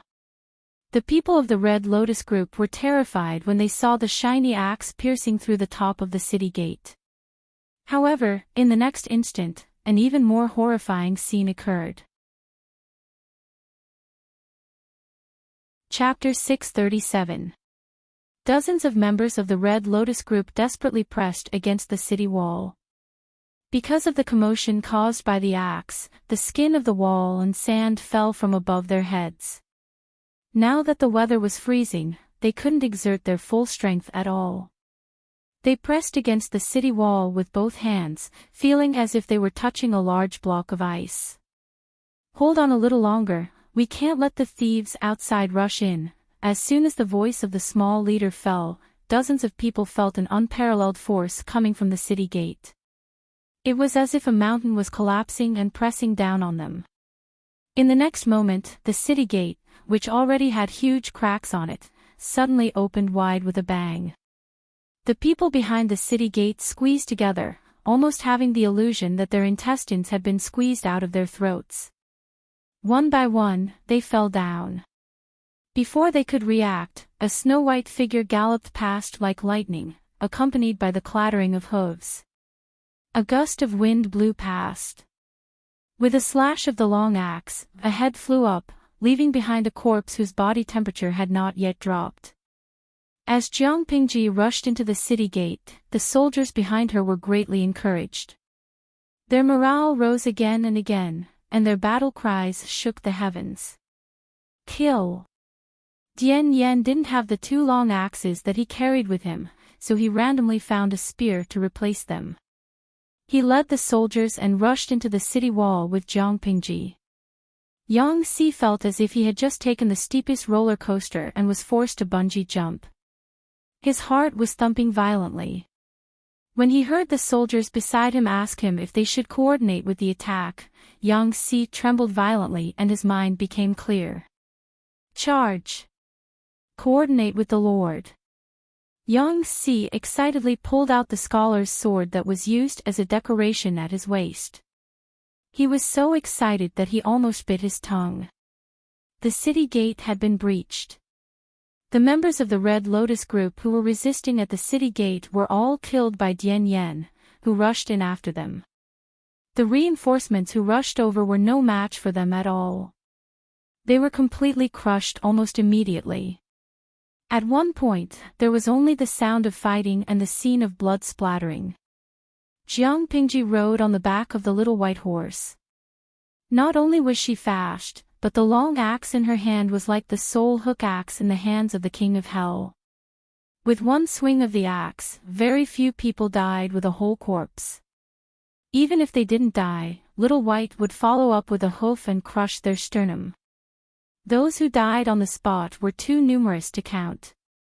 Little White rarely cooperated with Jiang Pingji, but it was full of intelligence. Its performance was not any weaker than White's. It was not the slightest bit timid and shy like it usually was. It stepped on people cleanly and efficiently. If someone tried to raise their hand to stop it, it would crush their arm and sternum together. The soldiers of the Red Lotus group in Jinmen County were utterly defeated. They fled in all directions like headless flies. Some people had even just gotten out of bed, their eyes wide open. They couldn't believe that Jinmen County had changed hands so easily. Why is it so noisy outside? Someone asked doubtfully. After the military forces in Jinmen County had been transferred away, the number of people had decreased by a lot. Now that it was winter, the people were unwilling to go out, so the streets were quiet. Now that it had suddenly become lively, the bustling noise was astonishing. However, when he listened carefully, he realized that something was wrong. How was that the sound of excitement and jubilation? It was clearly the sound of shouting to kill, beating, and howling like wolves. Is there a war outside? Can't you let people sleep? What's with all the noise? Some people with bad tempers began to roar at the source of the noise. Seeing that it was not working, they went straight back to the house with their kitchen knives in an attempt to intimidate the people. However, before they could step out of the fence, a man covered in blood rushed in from the corner of the street and fell to the ground, forming a pool of blood. Seeing this scene, the man was so scared that his legs turned to jelly. He fell to the ground, trembling, then turned around and crawled back into the house. It was so scary. They attacked all the way to the center of Jinmen County with irresistible force. Everywhere they passed, there was almost no resistance. The soldiers on Jiang Pingji's side were all well trained. They trained continuously throughout the year. Large-scale training was concentrated in midsummer and cold winter. They wore the same armor and held standard weapons. They cooperated with each other in combat, forming groups of 3 to 5 people. On the other hand, the Red Lotus group was full of people dressed in rags. Just the weather alone could defeat them, let alone the others. It was difficult for the old, weak, sick, and disabled to move. How could they pick up weapons and fight against the enemy? The other members of the Red Lotus group, who had rushed over after hearing the noise, were so scared that their legs turned to jelly. They could not summon the slightest will to fight. They laid down their weapons and surrendered, their faces ashen. Many people did not even know that Jinmen County had changed hands overnight. If the streets had not been cleaned of blood and broken limbs, who would have thought that a siege had broken out in the seemingly peaceful Jinmen County not long ago? Yang Si could not think of another word to describe this battle other than fast. The soldiers strangled the enemy and defeated the momentum of the Red Lotus group's garrison, making them unable to summon the will to fight. Then, they shouted that those who surrendered would not be killed. Jiang Pingji was a warlike person, but she was not a murderous person. Enemies who no longer had the will to fight were not worth her killing at all. She shook off the blood and minced meat on the axe and turned over to dismount. Little White, well done. I'll get someone to prepare the best food for you when we get back. Jiang Pingji stroked Little White's mane. It snorted and rubbed against her palm, acting like a spoiled child in a docile manner. Because of Jiang Pingji's violent opening of the way, Little White's snow-white fur had been dyed scarlet, which added a bit of heroic spirit. Yang Si laid out the layout and commanded. Dian Yen cleaned up the stubborn enemies and captives. Jiang Pingji also charged in the middle of the vanguard battalion. When the sun rose above their heads, it was already noon. Jiang Pingji leaned against Little White's side. She raised her hand and twisted the sleeves and hem of her clothes under her armor. Thick blood was squeezed out and dripped to the ground. It was clearly a bloody, terrifying, and horrifying scene, but she did it very naturally, as if she was wringing rainwater instead of human blood. My lord. A call came from afar. Jiang Pingji looked up and saw Yang Si stagger and fall off the back of the date-red horse. Jiang Pingji glanced at the scholar's sword at Yang Si's waist. It was originally only used for decoration, a good-looking ornament, but at that moment, it was permeated with the smell of blood. It was obvious that it had also seen blood. When she looked at Yang Si's face, which contained hidden excitement, her expression softened a little. Are you okay? The battlefield is too chaotic. How dare you run around? Yang Si's job was mental work. The fighting and killing could be left to the martial arts. If anything happened to Yang Si, the team, which was already short of people, would be even more lacking. Jinmen district had already been conquered. There would be many things to be busy with in the future. They could not afford to lose manpower at this time. Yang Si did not know Jiang Pingji's thoughts. He thought that she was concerned about him, and his heart suddenly warmed up. Just now, he called her Lord willingly. Thank you for your concern, my lord. I'm fine. Other than the pain in his thighs from riding the horse, he was fine. He had also experienced the addiction of charging and breaking through enemy lines. The gentleman's martial arts that he had learned in the past were not useless. Jiang Pingji's voice was calm. Has the battlefield been cleaned up? How many wounded are there? How many captives? Did anyone take the opportunity to cause trouble? Chapter 638.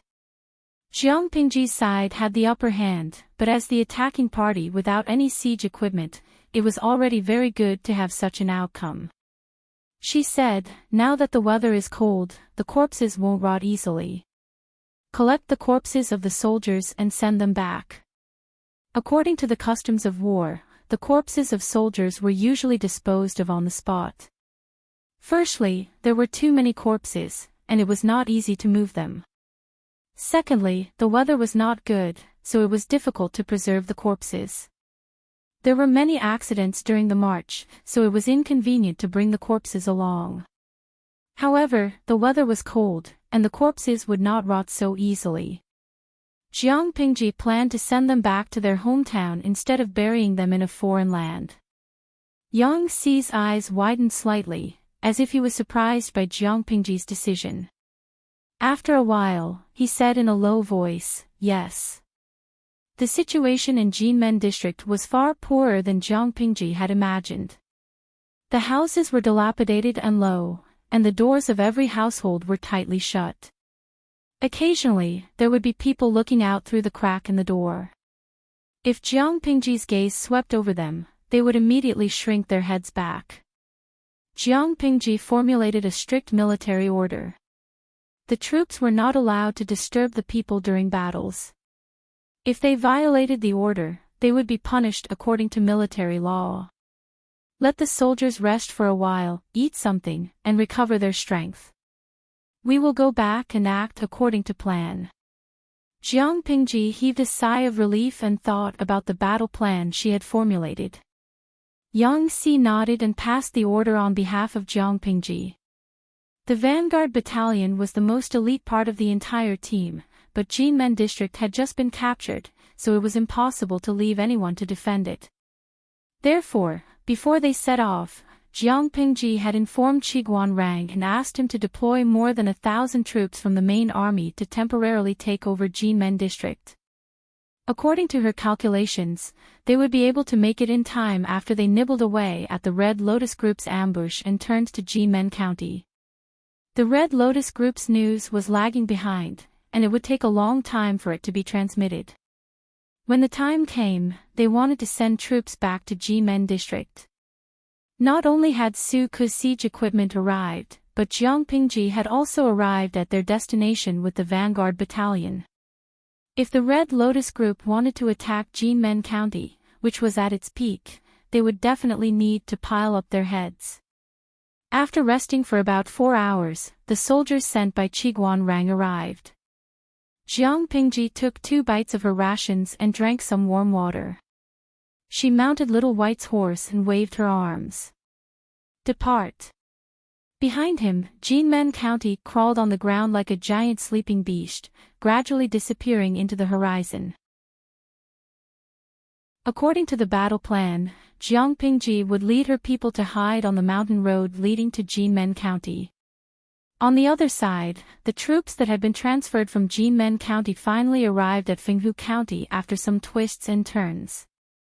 The strategist of the Red Lotus Group, the scholar, was almost moved to tears. Qiguan Rang provoked and threatened him again and again. The scholar always thought that he would receive news of Jiang Pingji attacking the city in the next second. He wanted to capture the scouts on Jiang Pingji's side and kill one as a warning to the others to boost their morale. However, the scouts were cunning and slippery like loaches. He could only find traces of them, but he couldn't catch them. This made the scholar angry. But now, all the troops from Jinmen County had arrived. How could the combined forces of the 2 counties not be able to hold back Lu Shi? The scholar felt a sense of security, and all of his uneasiness was dispelled. Lu Shi has gone too far. We must teach him a lesson and let him know how powerful our sacred group is. The scholar secretly clenched his teeth.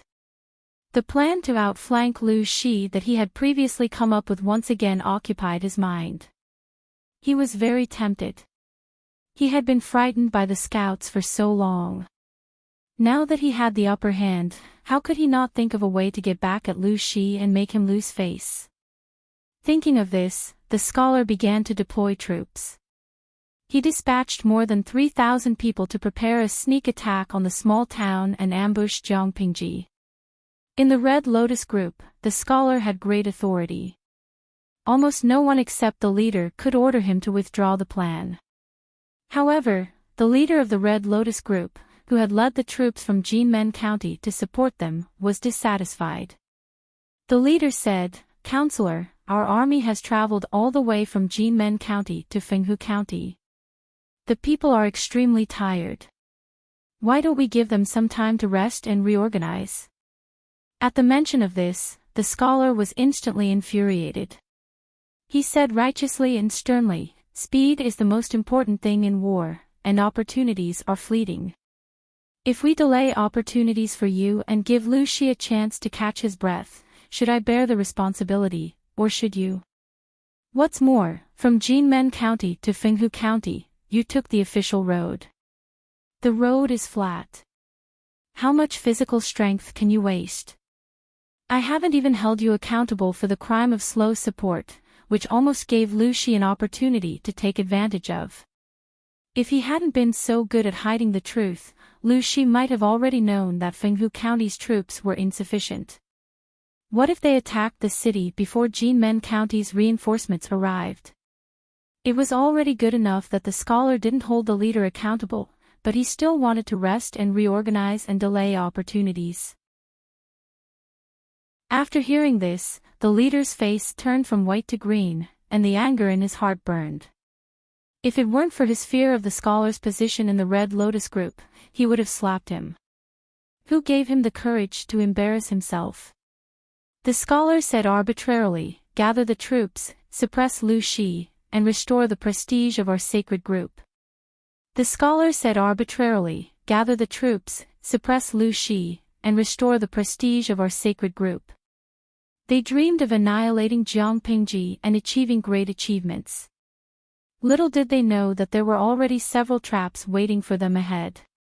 After capturing Jinmen County, Jiang Pingji ordered the messenger to pass the news to Qiguan Rang, who was in charge of the Central Army. "I know about this. Inform the Lord and act according to the plan." When Qiguan Rang heard that Jinmen County had been captured and that the vanguard battalion led by Jiang Pingji had set off after a short rest, he felt reassured. At this time, the scouts at the front also sent back information one after another. The troops of Jinmen County had arrived at Fenghu County. Qiguan Rang raised his eyebrows and ordered the scouts to probe again. If there are signs of troops being deployed out of the city in Fenghu County, immediately report back and inform all the scouts to return. Not long after, Qiguan Rang received news from the scouts that there was movement in Fenghu County. He raised his eyebrows and sneered coldly. The strategists guarding Fenghu County were really brainless. However, it was also thanks to the other party's lack of brains. If they had brains, they would only need to delay for one more day before they would receive the news that Jinmen County had been lost. By then, they would know that all of this was a scheme, and they would be more cautious in their actions. They might even be able to reduce their losses. It was a pity that they only knew how to talk on paper and thought that the war would develop according to their expectations. Little did they know that daydreaming was beautiful, but Jiang Pingji's efficiency in war was too high. Before nightfall, Qiguan Rang retreated from the small town with his men and entered the mountain road leading to Fenghu County. He used himself as bait and pretended to attack. The scouts of the Red Lotus group, who were keeping a close eye on the movements in the small town, hurriedly passed the news back. When the scholar received the news, he was ecstatic. "The heavens are helping me. This time, I must make Thief Lu suffer a loss. Whoever can capture Thief Lu alive will be rewarded with 1,000 taels and countless beauties." According to the scholar's script, the Red Lotus group would send heavy troops to block several exits on the mountain road and send 3,000 members out of the town to sneak in through the mountain road entrance to block Jiang Pingji's retreat. They would attack from the front and the back, besiege Jiang Pingji on the mountain road, and finally capture her alive. Chapter 639. The scholar's script was indeed perfect, but unfortunately, he had taken the wrong one. A cannon fodder with a low IQ wanted to enjoy the treatment of a protagonist.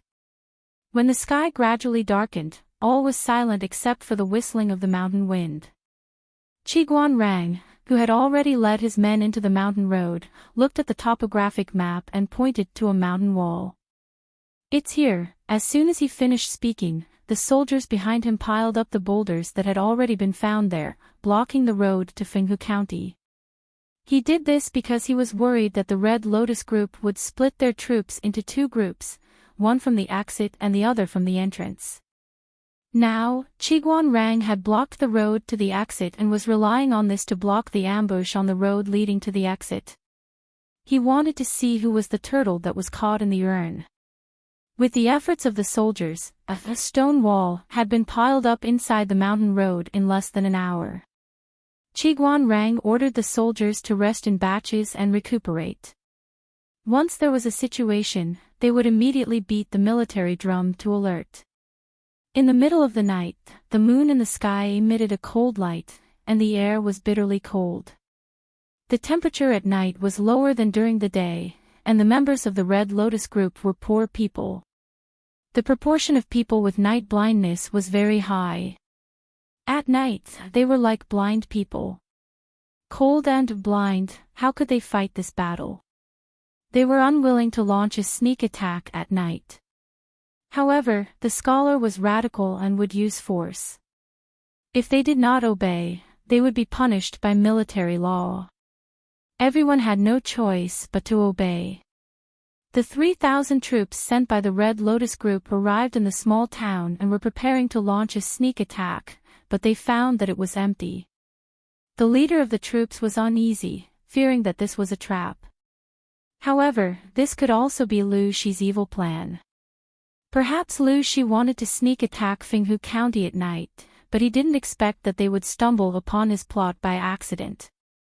When the two speculations were put together, the Red Lotus group would naturally choose the one that was beneficial to them.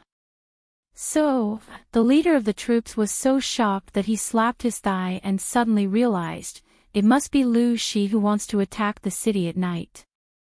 The lackey beside him said flatteringly, it must be so. It's just that Lu Shi is ignorant and stupid. He doesn't know that our sacred group is blessed by the gods and that all crises can be easily solved. Lu Shi is just a mortal.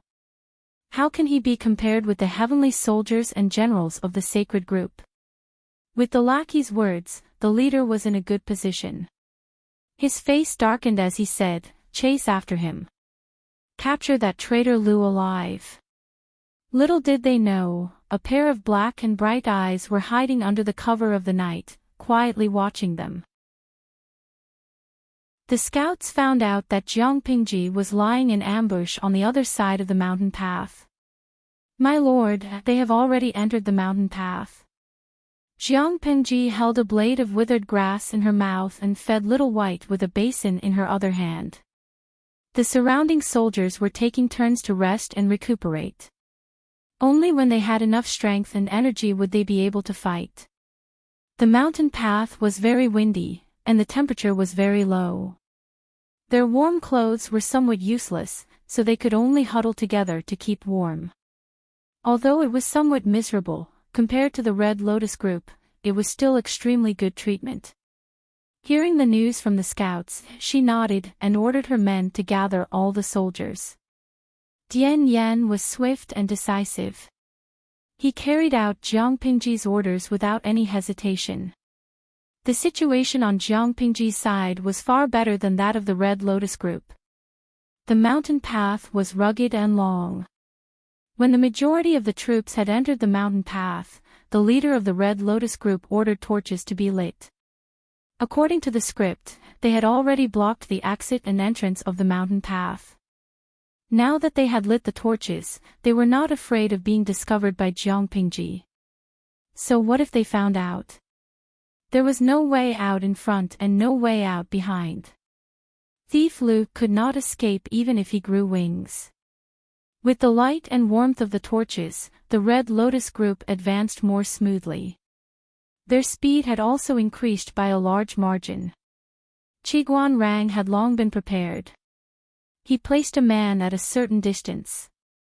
Qiguan Rang didn't know whether to laugh or cry when he learned that the Red Lotus group was using torches to illuminate the area. The other side was truly fearless. Did they really think that they could eat them up? Aren't you afraid of choking to death?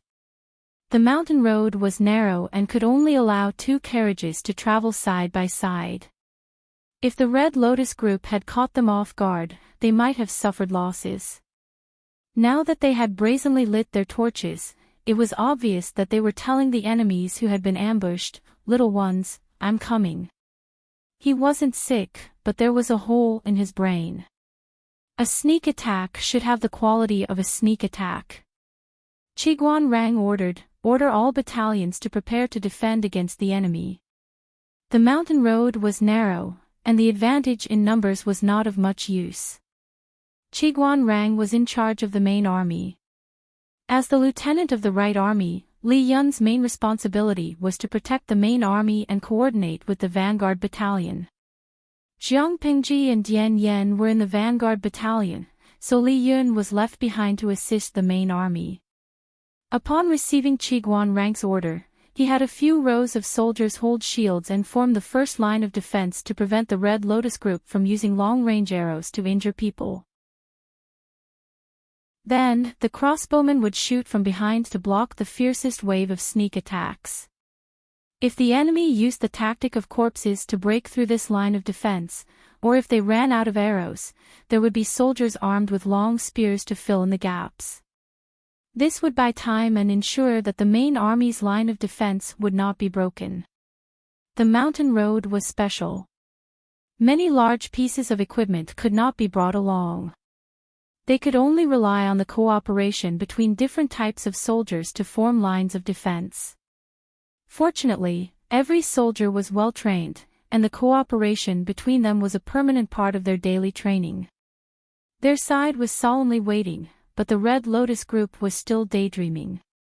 Little did they know that there was a fierce wolf in front of them, waiting to strike, and a fierce tiger behind them, eyeing them covetously. The vanguard battalion led by Jiang Pingji slowly approached the target. To prevent exposure, the distance between each other was a little long. As soon as the first wave of confrontation between the Red Lotus group and the main army broke out, the vanguard battalion would immediately launch a sneak attack from the rear. Dian Yen gritted his molars nervously. Thick blue veins popped out on his forehead. It was the dead of winter, and his face was covered in hot sweat.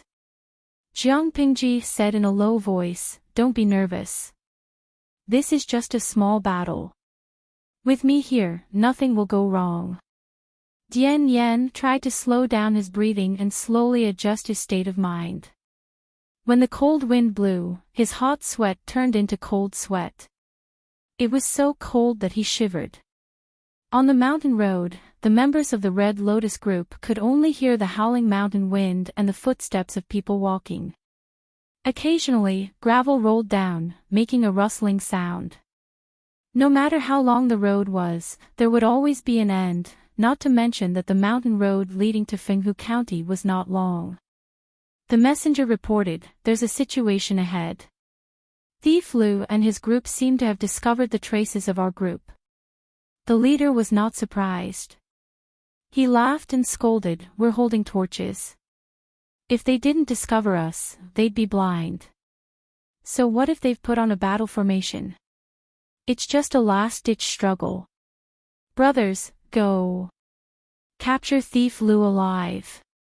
1,000 taels of silver, countless beauties, whatever you want." As long as they attracted Lu Shi's main firepower, the brothers in Fenghu County would sneak in from the exit of the mountain road and launch a sneak attack on Lu Shi's weaker rear. Then, they would surround Thief Lu so that he would not be able to take care of both the front and the back. Wouldn't that be wonderful? However, there was a saying that went, "Dreams are plentiful, but reality is harsh." How could a sinister guy like Chiguan Rang not have a backup plan? Did you see the stone wall he had people pile up? Were you surprised? Were you surprised? Chapter 640. As a non-mainstream streamer, Jiang Pingji's daily live stream was as punctual as if she was clocking in at work. If she suddenly started streaming in the middle of the night one day, there was no doubt that she would stir up some trouble. There was no shortage of night owls with a rich nightlife in the world. Jiang Pingji had just started streaming, and the audience seats were full in less than a second. Zisa Junyan, the streaming room is actually starting in the middle of the night. How rare. Simia Mayawo, as a loyal fan of the streaming room, every time I start streaming in the middle of the night, something always happens. This time should be no exception. But where is this place? Why is it so dark? If I hadn't turned on the infrared panoramic view, I wouldn't have been able to see anything. Xiaoya Jiawa, looking at the image, it should be the mountain road during the day. Tonight's program is a night attack to outflank the Red Lotus group. Mou's Fangmei, dumplings. Dumpling fillings with the flavor of the Red Lotus group. Jiang Pingji didn't explain much. She just briefly introduced the situation. She started an extra live stream tonight, not for the audience, but to make use of the camera in the streaming room. As mentioned before, the camera in the streaming room could be rotated without any blind spots. It was positioned directly above Jiang Pingji's head, and the angle of view moved as she moved. In addition, the height and angle of the camera could be adjusted. The captured image could be seen not only by the audience in the streaming room, but also by Jiang Pingji. Using this angle of view, Jiang Pingji could easily control the overall situation and grasp the movements of the Red Lotus group. As for the live stream, that was just incidental. With the camera 100 meters above the ground and the continuous information sent back by the scouts, Jiang Pingji had a rough idea. "My lord, when do we attack?" Dian Yen asked in a low voice, looking eager to try. The axes in his hands were already hungry and thirsty. This time, Jiang Pingji didn't ask him for weapons. Dian Yen could finally kill to his heart's content. Jiang Pingji said, "Wait." Dian Yen was surprised. Wait for what? The Red Lotus group had only dispatched 3,000 troops, but the strength of the Central Army was not as strong as the vanguard. If they delayed for too long, they might be overturned. When they fight with Wenjing and attract the firepower of the main force, we will attack from the rear. They will be in a mess. If we attack now, they will react and fight while retreating. If Wenjing's side pursues them, it will be difficult for them to maintain their formation, and it will be easy for trouble. If that was the case, the Red Lotus group would be determined to break out of the encirclement. If their attacks were too fierce, they might really be able to escape. The prey that Jiang Pingji set her eyes on always had only one ending. If she let her prey escape, where would she put her dignity as a hunter? Dian Yen nodded. At this moment, Jiang Nongqin had already arranged everything properly and came to report. Jiang Pingji asked her, "Has the wounded been dealt with properly?" Jiang Nongqin replied, "Two of them affected their wounds, causing their wounds to split open. However, the situation is not serious. There are military doctors taking care of them." Most of the military doctors were female soldiers with better medical skills in the female battalion. Due to the influence of the environment, Jiang Pingji did not expand the scale of the women's battalion at will. From the beginning to the end, it was still a battalion. Jiang Pingji had her own reasons for the slow increase in the number of female troops and the lack of large-scale expansion. Firstly, there were too few women applying for the recruitment. This was the most fundamental reason. Secondly, Jiang Pingji was also intentionally controlling the number of people. The female battalion was more focused on quality than quantity. After all, the reproduction of the population required women to give birth. It was impossible to let all women go to the battlefield to kill the enemy. Moreover, not all women were eager to stand out. Women with such a strong desire were often deeply hurt. In fact, most women preferred a stable life and liked to stay at home to support their husbands and raise their children. Everyone had their own aspirations. Jiang Pingji did not force them. Thirdly, although Jiang Pingji was unwilling to think about it, women were indeed not as convenient as men in terms of physiology. For example, menstruation. Marching to war was not child's play. The enemy would not be lenient to you just because you were a woman or because your body was inconvenient. In fact, the enemy would only be crueler. They would take advantage of your weakness to kill you. If one did not pick the soft persimmon to pinch, would they look for those who were difficult to chew? Based on various realities, while Jiang Pingji focused on the development of the female battalion strength, she also carefully considered other factors. If the female battalion had physiological inconveniences, they could temporarily be transferred to the logistics to deal with the miscellaneous items in the military camp. Those with good medical skills could enter the medical area and take on jobs similar to nurses or doctors to take care of the wounded. It could solve the problems of the female soldiers and reduce the pressure in other areas. Jiang Nongqin managed the female battalion very well and had a good reputation. Regardless of how the outside world viewed the female battalion, at least the soldiers under Jiang Pingji were friendly to the female battalion. Jiang Nongqin's efforts were indispensable for the current development. Order the female battalion to coordinate with the attack and cover the vanguard battalion to clear the way. Jiang Nongqin said in a powerful and resonant voice, "Yes, sir." On the narrow mountain path, the face of the leader of the Red Lotus group was so dark that ink seemed to drip from it. According to his script, Chiguan rank side should have hastily responded to the battle, then they would be slaughtered to the point of abandoning their helmets and armor. As soon as they saw each other, they would scatter in all directions. They would never be so calm and composed. The script was wrong. How did Thief Lu do it? Whether it was defending or attacking, he was calm and composed. After the battle started, one by one, their side fell. On the other hand, the other side was at two extremes. They were well prepared.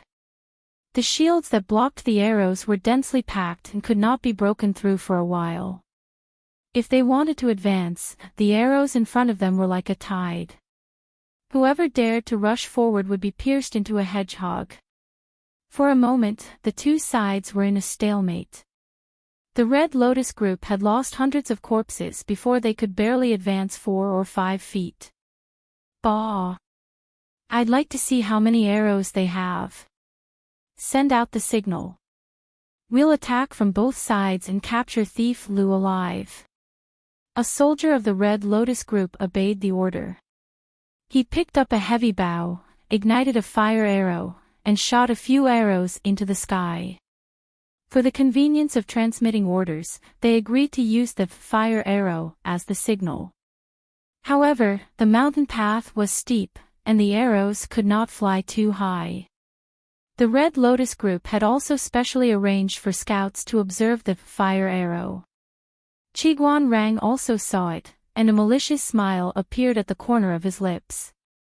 Stupid! By doing so, he not only informed his companions but also Jiang Pingji. Sure enough, it didn't take long for another wave of commotion and battle cries to be heard from behind. The leader of the Red Lotus group was horrified. He turned his head to look behind him. What was going on? Why did Thief Lu's troops appear behind them? Could it be that their flawless plan had been leaked, and Thief Lu had been vigilant and had set up a trap for him to jump into? For a moment, all kinds of speculations occupied his mind. In a daze, there were only floating blurry shadows and swaying human heads in front of him. No! He had already sent out the signal to gather and attack. Why did Thief Lu's troops in front not cause trouble? What had gone wrong? They had agreed to cooperate with Thief Lu. Where did the reinforcements from Fenghu County go? Where did they go? They were blocked by the stone wall that Chiguan Rang had built. It would be very difficult to cross this thick and heavy stone wall. What was even more sinister was that Chiguan Rang had ordered the archers to lie in ambush on the other side of the stone wall. If one came, shoot one. If a pair came, shoot a pair.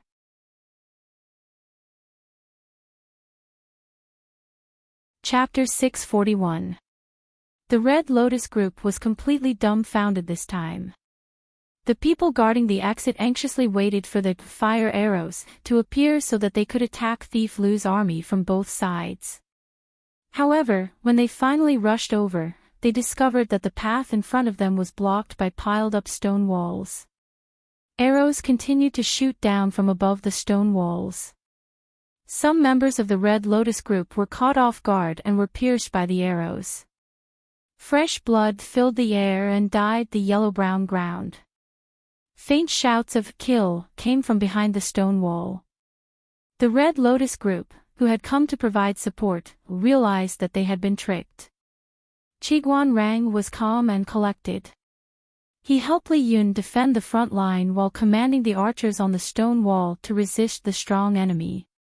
Because the mountain path was narrow, Little White's body could not move easily. Therefore, Jiang Pingji gave up fighting on horseback. She held her spear and planned to fight on foot. The archers of the vanguard battalion killed a wave of enemies first. When the distance between the two sides narrowed, they drew their swords and engaged in close combat. They had to defeat this wave of enemies before the Red Lotus group broke through the defense of the stone wall. Otherwise, Chiguan Rank's central army would be in danger. During the melee, the crowd was too chaotic. Jiang Pingji quickly disappeared, but those with good eyesight saw her. It was clearly a melee, but she could always find a gap. She either stabbed the enemy's fatal spot with her spear, or crushed the enemy's throat from behind, or stepped on the enemy's shoulder or head and rushed into the enemy's group. Wherever the silver light passed, blood splattered. She had a strong sense of combat. Whether it was an open spear or a hidden arrow, they could not get close to her. Jiang Pingji took a moment to glance. Her long leg kicked a person's heart, and she used the force to jump high. She stepped onto the cliff of the mountain path and leaped sideways. At the same time, her spear was not idle. It stabbed, entangled, blocked, pounced, and pointed. Cold stars twinkled, silver light flashed, and the snow-white shadow of the spear was accompanied by blood. The Red Lotus group had also discovered such a killer. However, Jiang Pingji's style of using offense as defense was truly frightening. It was not that they did not want to kill Jiang Pingji, but they were afraid of being killed. It seemed that no matter how many people pounced on her, they would eventually lie down, leaving a bloody hole in their bodies. Jiang Pingji charged straight in one direction. Dian Yan, who was behind her, did not know whether to laugh or cry, but he could not allow Jiang Pingji to act recklessly. While paying attention to Jiang Pingji's situation, he led the troops to charge forward and kill the enemy.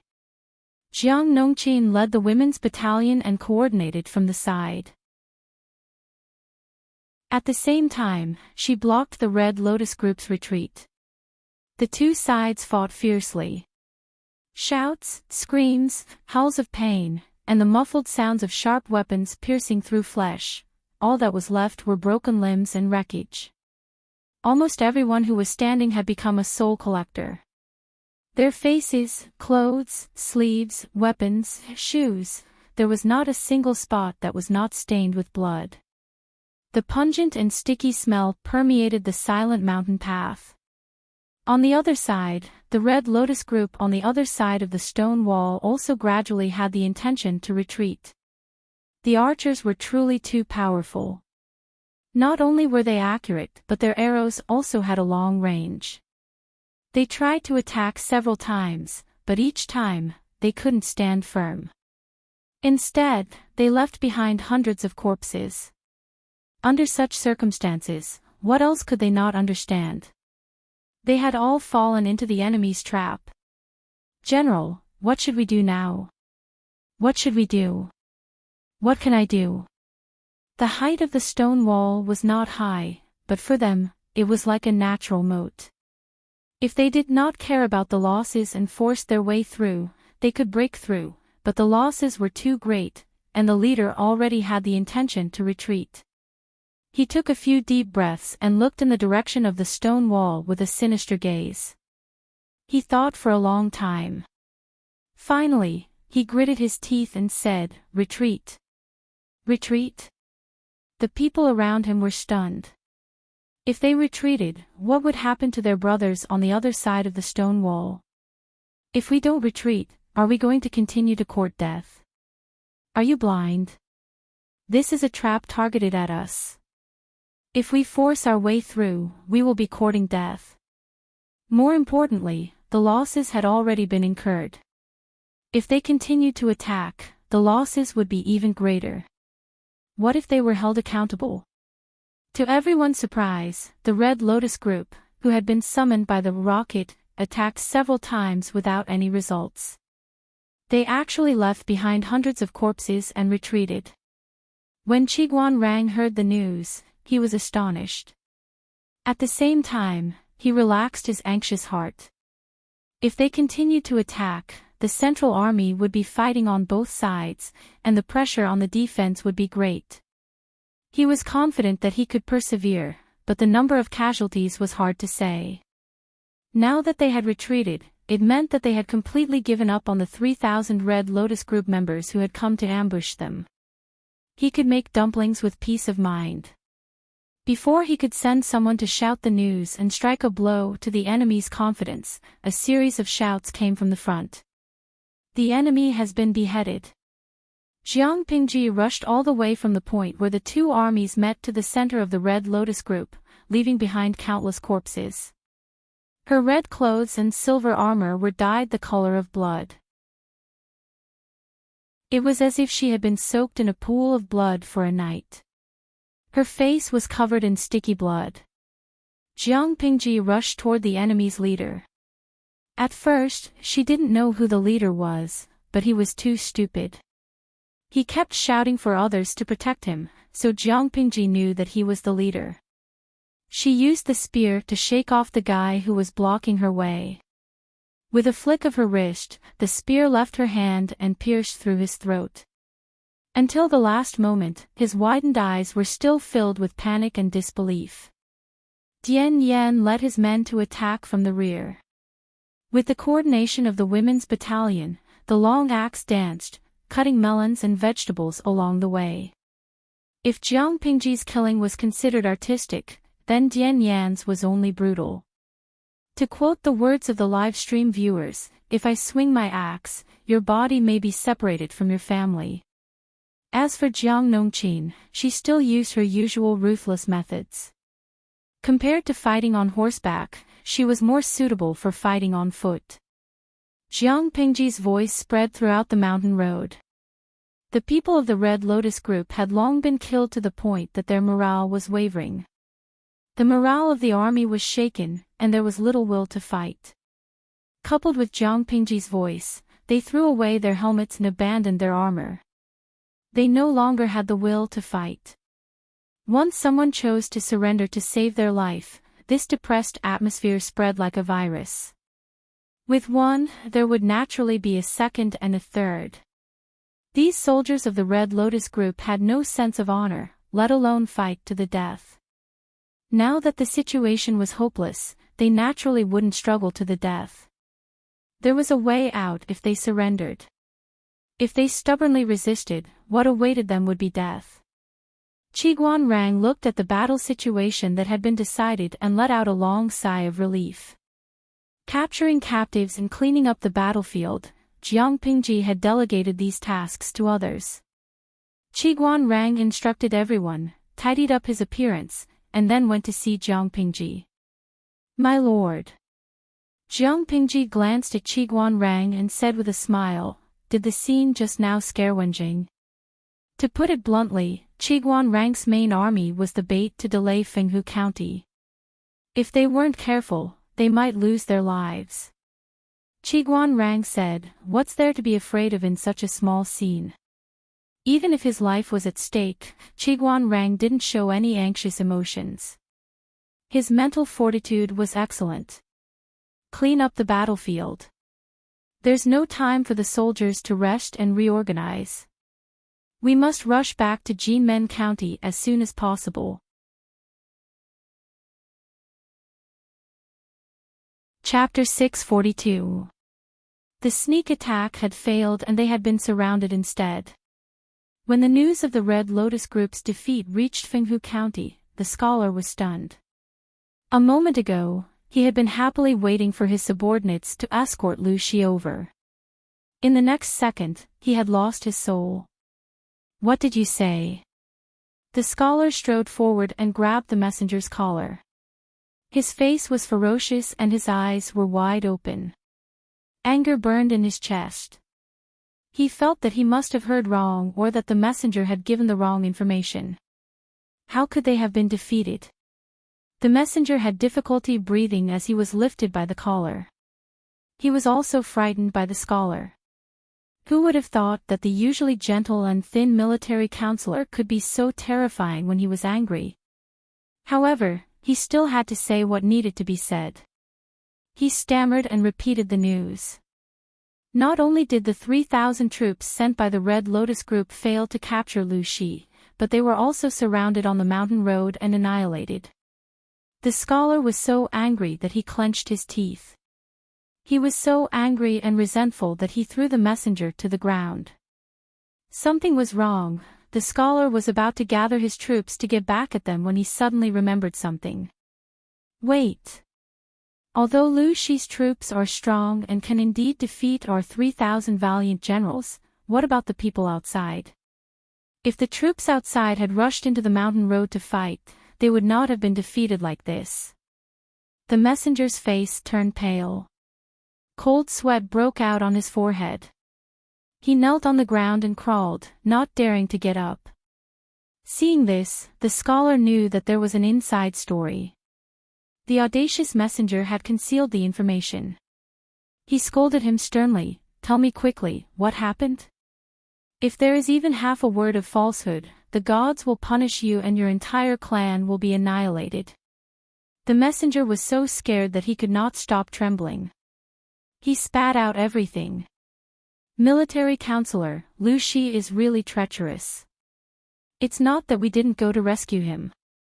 The messenger was so scared that he confessed the information that he had concealed without hesitation. However, the content of the information had been edited. Although the scholar did not have much knowledge, he was very cruel and jealous. If he knew the truth, many people would have to bear the consequences. They had no choice but to think of ways to push the blame onto Jiang Pingji to lessen their own responsibilities. If the scholar was angry, he would vent his anger on Jiang Pingji. Small fries like them would be spared. After the general discovered the abnormality, he led his troops into the mountain path to provide assistance. How could he have known that traitor Lu was so cunning? He had already blocked that part of the mountain path and sent hundreds of archers to stand by on the stone wall. The general tried to attack several times. Hundreds of his brothers died, but they still couldn't shake the Lu clan's defense line. At this moment, the brothers inside could no longer hold on. For the sake of the other brothers, the general had no choice but to fall back. Otherwise, he wouldn't have abandoned his brothers so easily. "Counselor, please understand, you must avenge your brothers." Hearing this explanation, the scholar was so angry that he almost had a heart attack. Of course, that wasn't the only thing that had infuriated him. The blow that had caused the scholar to ascend to the heavens hadn't ended just yet. The scholar used all his strength to suppress his anger. His mind was blank, and he couldn't think of any countermeasure to get back at him. Obviously, Thief Lu's deployment should have seen through their tricks, and the other party was already on guard. If they used a sneak attack again, it was destined to be ineffective. As he thought about it, a small leader staggered in from outside and shouted, "Counselor, bad news." "What bad news?" "I'm fine." The scholar frowned. His already chaotic heart was even more irritated by this person's interruption, like a ball of yarn that couldn't be sorted out. He said, "Tell me, what happened? If it's not important, I'll definitely punish you." The small leader had run all the way here and was already panting from exhaustion and sweating profusely. Hearing the scholar's words, he suddenly had the urge to cry but had no tears. He said uncomfortably, "Counselor, Jinmen district has been lost." "Huh?" Everyone present was dumbfounded. The scholar almost thought that he was hallucinating. "What did you say was lost?" The small leader caught his breath and said in tears, "Jinmen district has been captured by Thief Lu." The scholar's eyelids twitched uncontrollably, and he gradually panicked. However, he still said resolutely, "That's impossible. Thief Lu was almost right under our noses. How could he have the manpower to attack Jinmen district? Lying about military intelligence, do you know your crime?" The small leader was burning with anxiety. He said, "It's true. Yesterday morning, Thief Lu suddenly led troops to attack Jinmen district. Not long after, he lost. Countless brothers were killed and captured. If this lowly one says anything false, let the god strike this lowly one to death." Jinmen district was really lost. The scholar's heart sank to the bottom of a lake. His hands and feet were cold, and he was so shocked that he forgot how to breathe. Impossible, this is impossible. Thief Lu's target was clearly Fenghu district. He had been sending scouts to probe. How could he have extra manpower to go to Jinmen district? When did he go? If Jinmen district was captured by Thief Lu, how could he have had enough troops to surround and ambush them in the middle of the night? The scholar couldn't figure out the key point. There was no time at all. Either Thief Lu had descended from the heavens and created something out of nothing, like an immortal technique like casting beans to form soldiers. That was how he won. Or Lu Shi had brought more than 10,000 troops with him. There must have been other troops that had been secretly hidden. The scholar was shocked out of his wits by the news one after another. For a moment, he didn't suspect Shui. Regardless of whether the scholar suspected or not, Shui, the ruthless and evil guy, had stirred up a wave of trouble. "Military counselor, what should we do now?" The group of subordinates looked at each other. The scholar shuddered violently. With a cold expression, he said, "Gather the troops and return to Jinmen district. Thief Lu's main force is still here. If we take the official road, we can definitely reach Jinmen district before Thief Lu. There are still our people and believers in Jinmen district. We can take it down if we work together." It was rare for the scholar to be smart for once. If everything went according to his plan, and they were fast enough, they might be able to take back Jinmen district. After all, the Red Lotus group had been operating in Jinmen district for a long time. Many people hated them to the bone, but there were also many people who were deeply bewitched. They believed in the gods in their hearts and worshipped them every day. Jiang Pingji had just taken over Jinmen district. There were not many troops left behind, and her power was unstable. As long as the Red Lotus group reached Jinmen district before her, it would be hard to tell who would win or lose. However, the scholar's opponent was Jiang Pingji, who was definitely a person of action. She was known as the master of rhythm on the battlefield. Did he want to compete with her in speed? Hee. On the other side, Jiang Pingji rushed back with her troops. Su Ku was her personal accountant, private warehouse manager, and invisible chief strategist. His tacit understanding with Jiang Pingji was not just for show. The siege equipment arrived at Jinmen district almost at the same time as her. Chapter 643. Although the mountain road was difficult to travel, the overall length was much shorter than the official road. In addition, Jiang Pingji was very strict with the training of the soldiers, so this level of rapid travel was nothing at all. As soon as they arrived, the siege equipment prepared by Su Ku arrived one after another. Qiguan Rang smiled and said, "It seems that Xiaoyu trusts my lord very much." Yang Xi's expression was complicated. He said, if he didn't trust her, this batch of siege equipment wouldn't have been delivered so quickly. The equipment was large and difficult to transport. The speed was certainly not as fast as Jiang Pingji's simple and rapid march. To grasp the time accurately, it was necessary to take into account the variables on the road and the speed of the transportation of manpower. At the same time, it was necessary to be extremely confident. What confidence? If Jiang Pingji did not conquer Jinmen district according to the plan, this batch of siege equipment would have been given to the Red Lotus group. What was the result? Jiang Pingji conquered Jinmen district and even cooperated with Qiguan Rang to ambush the Red Lotus group's troops in a very short time. Finally, They returned to G-Men district before the Red Lotus group could react. It seemed to have only taken 2 days, but the energy consumed was unimaginable to ordinary people. If Su Ke did not have 100% trust in Jiang Pingji, how could this batch of equipment be delivered in such a timely manner? Jiang Pingji comforted Little White, who was panting a little impatiently, and ordered people to send it the best food. Let's go into the city and discuss the next step of the plan. According to the plan, the next step should be to attack Chuyu district, but this time it was not as easy as attacking Jinmen district. After 2 consecutive days of marching and fighting, they only took turns to rest for half a night. Now the people and horses were tired, and their combat power was not as strong as at the beginning.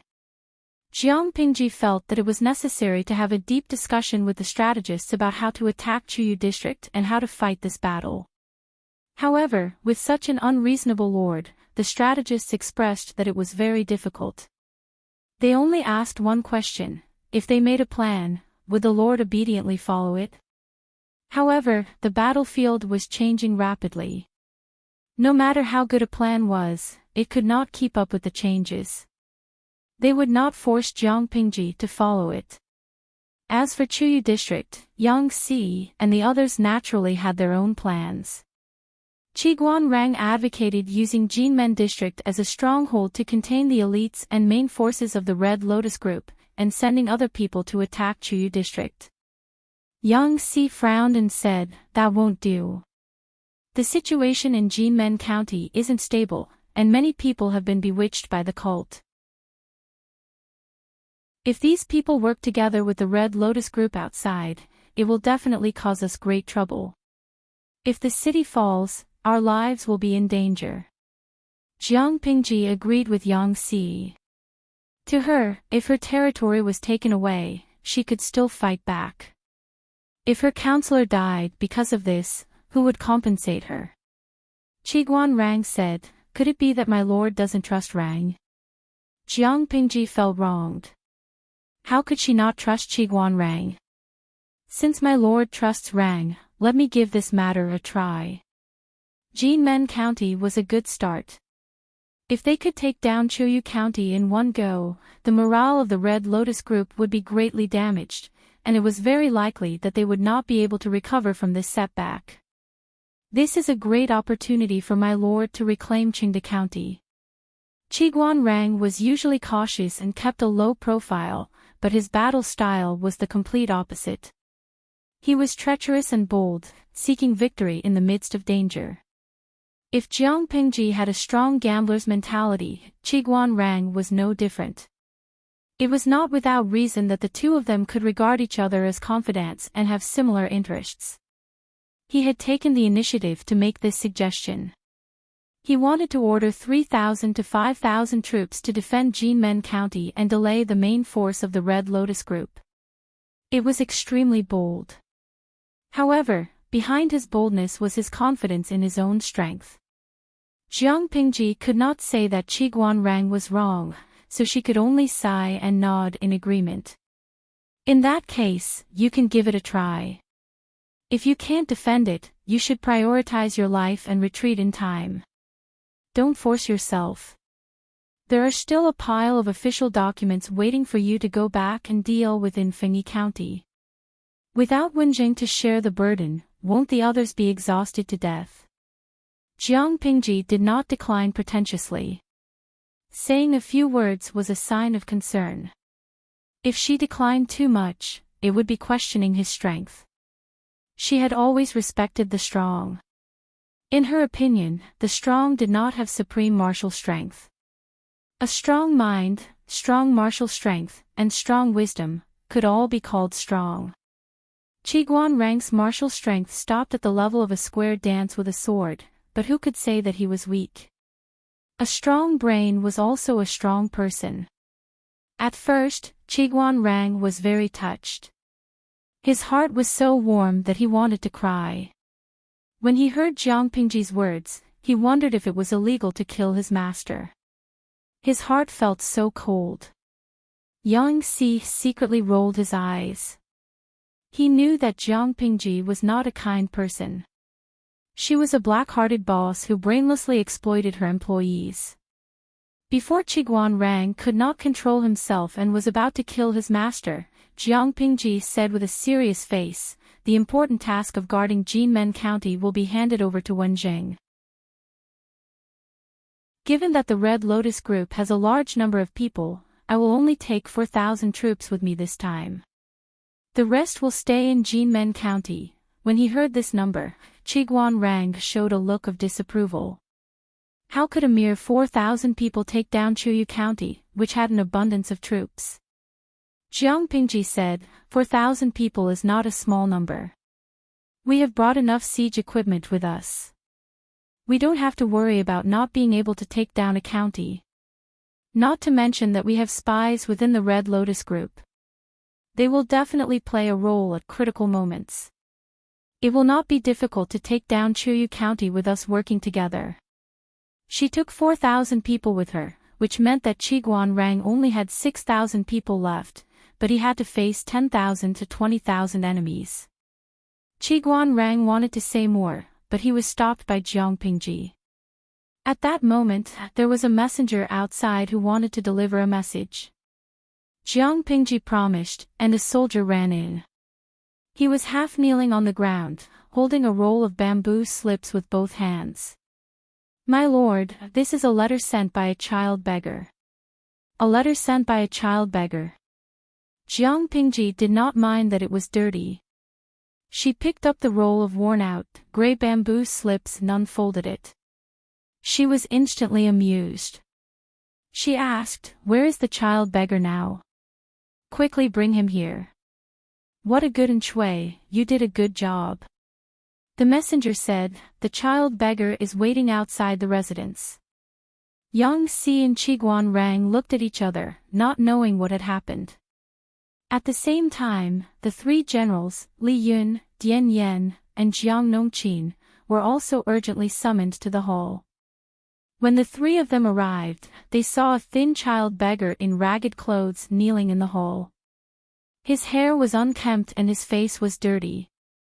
Only his eyes were black and bright. Jiang Nongqin sat down in her seat silently. Dian Yen also did not say a word. Only Li Yun was slightly curious. "My lord, who is this person?" "A great hero," Jiang Pingji said with a smile. She ordered the child beggar to tell her everything in detail. The child beggar did not have stage fright. He spoke in an orderly manner. It turned out that after Jiang Pingji conquered the small town, Enchui found an excuse to leave Jinmen District and rushed to Red Lotus District. Why did he go to Red Lotus District? Naturally, it was to cooperate with Jiang Pingji and create opportunities for her. The leader of the Red Lotus Group boasted that he was a deity who had descended to the world to save the common people. In reality, he was wearing the skin of a deity to cheat the people of their money. He was extravagant and lascivious. He wanted nothing more than to monopolize everything. Since the loot was not distributed evenly, there would naturally be people who were unhappy. Enchui had given advice to the scholar several times, allowing the scholar to be in the limelight. The scholar deliberately suppressed Enchui and did not let him appear in front of the leader of the Red Lotus Group, but some people with ulterior motives noticed it. Chapter 644. Enchui had always known that there was discord within the Red Lotus Group. He had tried to understand it in depth, but at that time, he had no capital and could not win over anyone. He had been in the Red Lotus Group for some time, but he could not climb to a higher position. Naturally, he could not investigate further.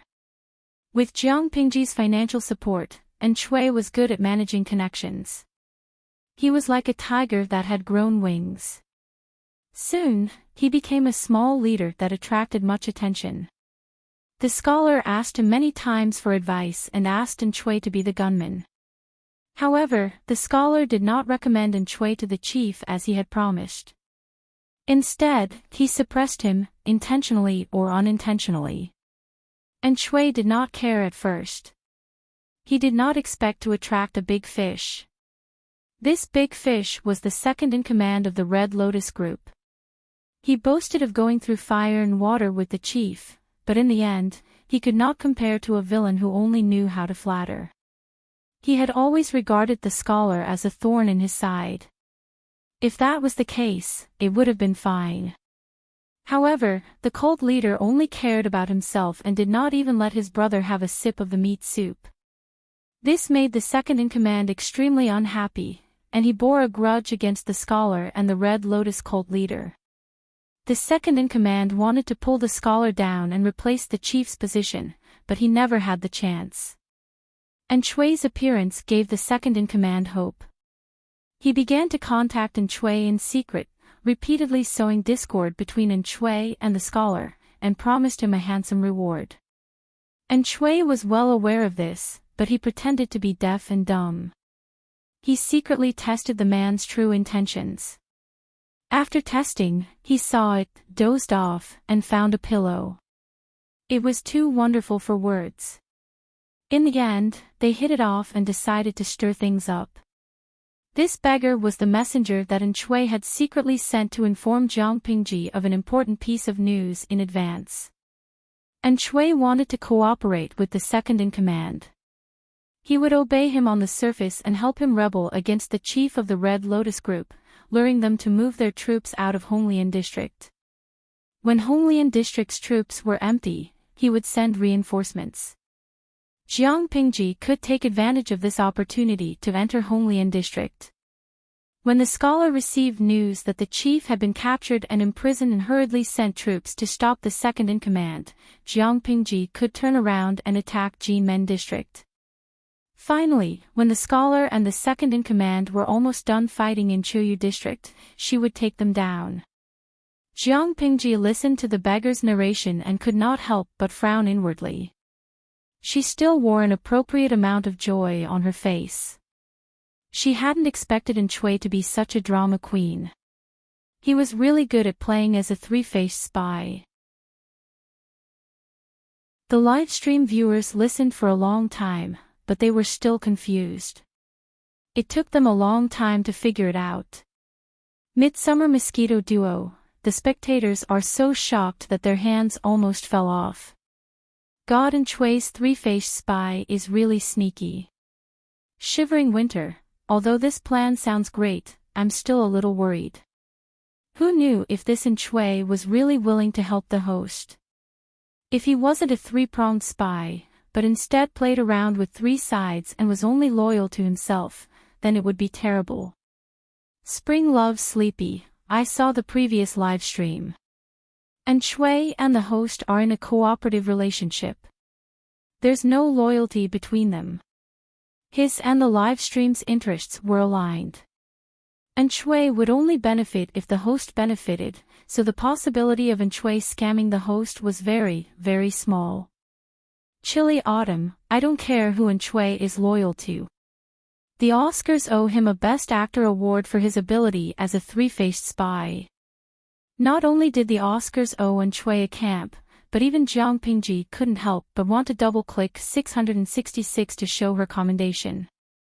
Although the Red Lotus group's level wasn't high, the thinking of a group of ruffians in the pugilistic world was quite strange. Shui was able to accurately grasp their thoughts and next moves, seizing any opportunity that might benefit him. Such a person was indeed a talent. The beggar received his reward, and the strategist who had been listening at the side spoke. Qiguan Rang frowned. He had always been paranoid, and he didn't trust Shui at all.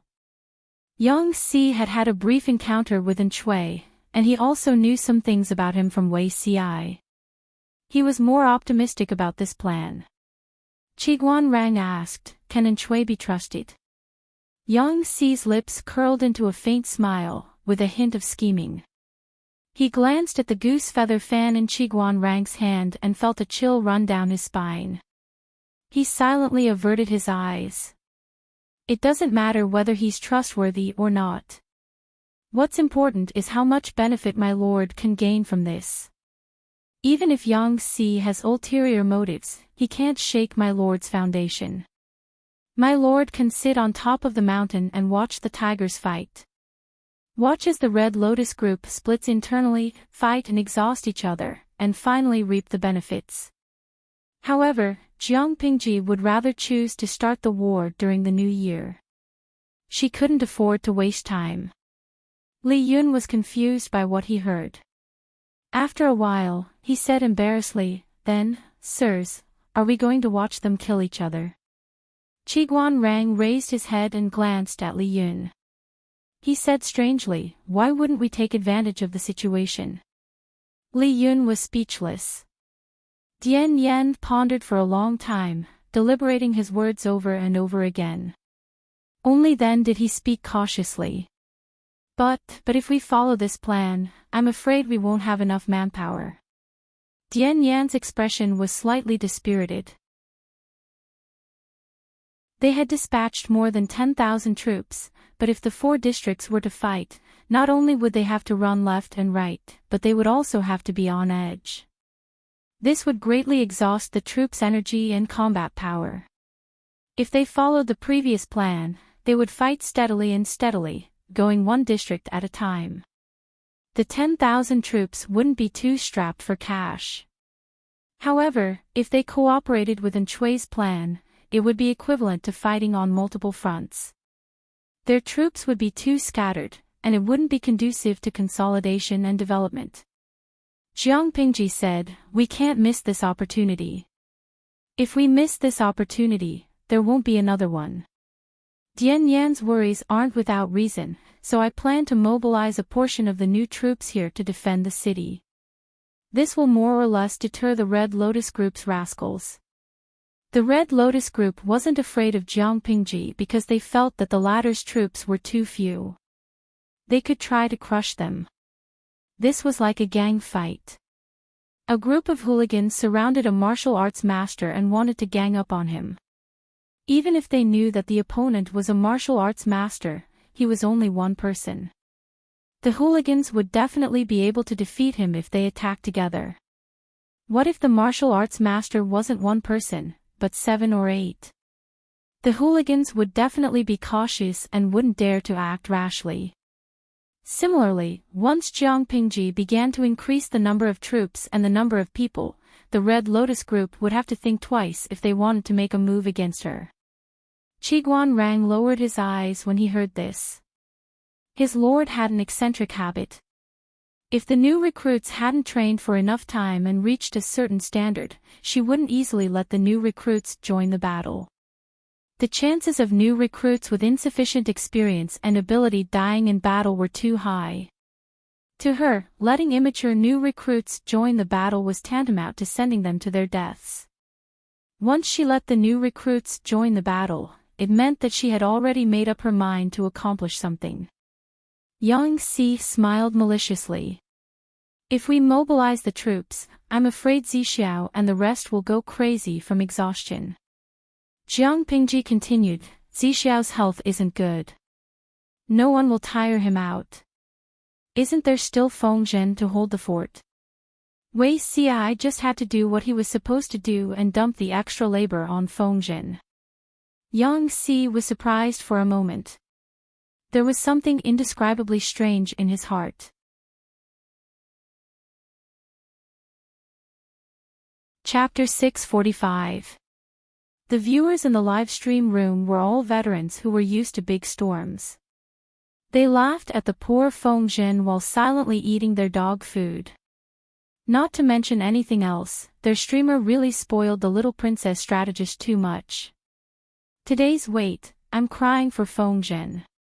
He's also a sickly person. You can't bully him just because he's unrestrained. Yu Pang, holding the fresh dog food and silently nibbling on it in the corner, the streamer really spoils the little princess strategist. Road to losing weight, it's probably because Feng Zhen is too unrestrained and Simei is too obedient. Obedient children are always more likable. Elsewhere, while Jiang Pingji was toying with the Red Lotus Group and wrapping up the 3,000 ambushing troops, the situation in Red Lotus District quietly changed. Let's go back in time. At that time, Shui and the second-in-command of the Red Lotus group hit it off. The two of them colluded and caused a wave of big trouble. As a brother who had gone through life and death with the leader, the second-in-command was all too familiar with the habits of the leader. The leader was not very wary of him.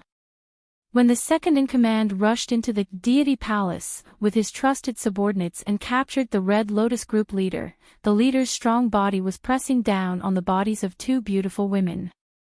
He was sweating profusely, and even when he was tied up, he was still in a daze. Looking at the second-in-command's ferocious face, then looking down at his naked black body, his cheeks alternated between red and green. "Do you want to be punished by deity?" The second-in-command snorted contemptuously and raised his hand to give the man a kick. "You can fool those idiots with your words, but do you think you can fool me? I even know when you wet your bed, when you first ejaculated, when you peeped on widows bathing, when you flirted with young women, when you did all those things. I know all of them. How can you say you're deity when you're like this? I'm so scared. Why don't you return to your position and send celestial soldiers and generals to kill me? Can you do that?" Pfft. Boasting about being the incarnation of deity. The second-in-command suppressed his anger and poured out his grievances at the leader of the Red Lotus group. He originally did not want to betray the leader of the Red Lotus group.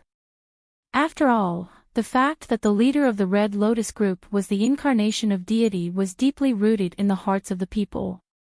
Without the incarnation of deity, the Red Lotus group would only exist in name. Apart from the brainless believers, the other fence-sitters would soon scatter. However, he really couldn't stand his current life. Why was it that even though he had contributed so much to the sacred cult, all the benefits were enjoyed by the cult master in the end while he couldn't even get a sip of the meat soup? It was fine if he could not get the meat soup, but the leader of the Red Lotus group valued a scholar who only knew how to talk. The psychological imbalance, the disparity in treatment, and the fact that his position in the sect had not reached his expectations. Coupled with the restless ambition in his heart, these factors led him to take the risk out of desperation and imprison the leader of the Red Lotus group. He planned to turn the other party into a puppet that he could use as he pleased. The leader of the Red Lotus group was spat on by the other party. He was so angry that his entire body trembled. He cursed loudly. The spit was as stinky as a latrine pit. "Don't be so arrogant. When the military advisor returns with his troops, it will be the day of your death." The second-in-command's heart skipped a beat. He felt a little weak, but he still put on a fierce front. He ordered his men to carefully imprison the leader of the Red Lotus group. The second-in-command kept pacing back and forth. Although he had long had the intention to rebel, it was just a strong thought and he had never put it into action. With Shui's help, it was like adding wings to a tiger. However, once disloyalty was not tolerated. Shui might betray others, but he might betray the second-in-command as well. The second-in-command seemed to put Shui in an important position, but he was still wary and on guard. However, the current situation was a little tricky. If he did not rely on Shui's ability, when the military advisor returned with the members of the Red Lotus group, it would be the day of his death. In order to survive, he had no choice but to continue working with Shui. The advice Shui gave him was also very pertinent. He spoke energetically and convinced the second-in-command wholeheartedly. The second-in-command had already taken down Red Lotus District, but the other 3 districts were still in the hands of the Red Lotus group. The news of Jinmen District's fall had not yet spread. Whether in terms of manpower or territory, the second-in-command was no match for the Red Lotus group. If he wanted to turn the tables, the second-in-command could only take advantage of the fact that the Red Lotus group and Lu Shi were fighting fiercely to fish in troubled waters.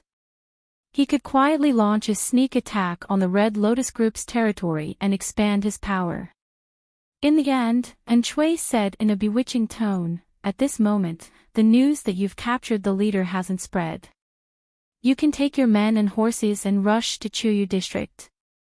You can use your status as the left and right protectors to deceive the county into opening the gates and welcoming you in without expending a single soldier's strength. If you don't seize this opportunity, when the news spreads throughout Qingde County, it will be difficult for you to take advantage of it. Opportunities are fleeting. The second-in-command was tempted. It wasn't that he couldn't control himself. It was clearly because Enchui's tongue was as smooth as a lotus flower. He was too good at bewitching people. What should we do about Red Lotus District? The second-in-command was still suspicious of Enchui, afraid that the other party had ulterior motives. Enchui said, "That's easy. You can just leave a few trusted subordinates to guard the city. Red Lotus District is easy to defend and difficult to attack. It's difficult for outsiders to conquer it." He spoke naturally and gracefully, but the second-in-command felt embarrassed. After fooling the second-in-command, Enchui did another secretive thing. He sent a beggar to inform Jiang Pingji and sent someone to Fenghu District to inform the scholar of the Red Lotus Group. The contents of the report to Jiang Pingji had already been mentioned before. The contents of the report were more meaningful. On one hand, he tearfully reprimanded the second-in-command for his wild ambition and kidnapping him to Red Lotus District. On the other hand, he said that the second-in-command planned to kidnap the leader to Chuyu District. He hoped that the scholar would immediately come to the leader's rescue for the sake of the Red Lotus Group. The Oscars didn't owe Enchui a Best Actor. It was obvious that they owed Enchui an extra platoon of awards. Before the first wave had subsided, another wave arose. When the scholar of the Red Lotus Group received the message from Enchui, he almost fainted. It was precisely because of this that the scholar temporarily forgot to pursue the matter of Enchui's plan, causing them to lose Jinmen District. For the Red Lotus Group, the leader was their backbone. If the leader, who was the incarnation of God, was gone, the Red Lotus Group, which had been strong for a while, would definitely fall apart and be counterattacked by the Tsing-Yi army. What should they do? In the end, the scholar's eyes reddened and his voice hoarse. Even if the leader wants to rescue us, we can't hand over Jinmen District to that traitor Liu for nothing. Let's split up. The discipline within the Red Lotus Group was lax. It would take at least 2 or 3 days to gather the troops and set off. Now that the leader had been captured by the traitor, they were even more disorganized. They were like headless flies flying around without any order, and their speed was even slower. As an opponent of the Red Lotus Group, Jiang Pingji maximized the word efficiency. By the time the Red Lotus Group had sent half of its troops to attack Jinmen District, Jiang Pingji had already secretly brought people to Red Lotus District. The recruits who had been temporarily transferred over were already halfway there, just in time to outflank the forces of the Red Lotus Group attacking Jinmen District from the rear. In Jinmen District, Qiguan Rang was in charge, and his defense was impenetrable. The Red Lotus Group's repeated attacks were fruitless.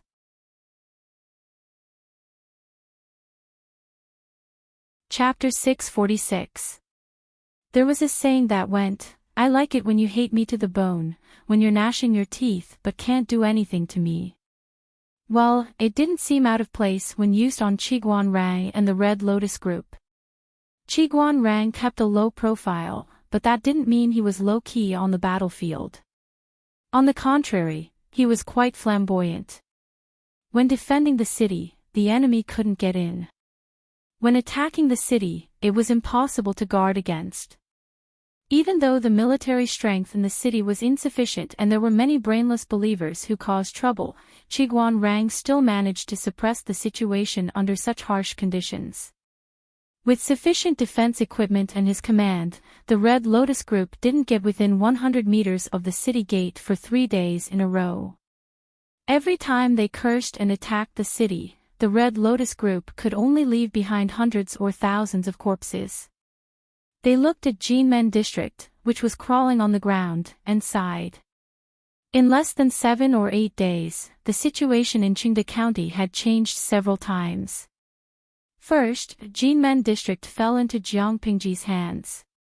Then, Honglian District was conquered by the second-in-command of the Red Lotus Group. After that, the rebel army of the Red Lotus Group intended to encroach on Chuyu District. They used their identities as the left and right protectors of the Red Lotus Group to deceive the guards into opening the city gate, killing them unexpectedly.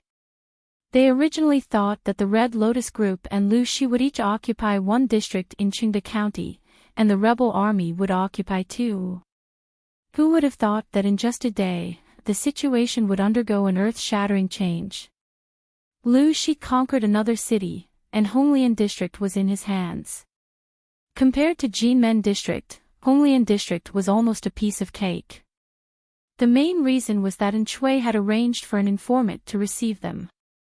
Although Enchui's sworn brother wasn't very cultured, he was smart and obedient. He obediently carried out Enchui's plan.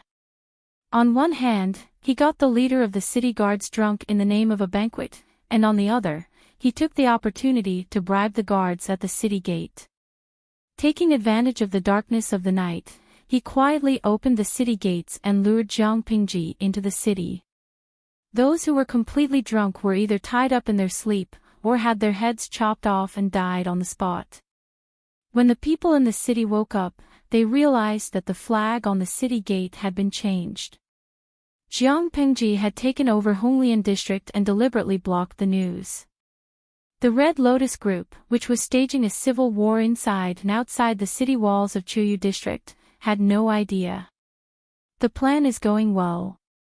Have the scouts returned yet? She had taken over half of Qingde County's territory, and she was only 2 counties away from unifying Wanzhou.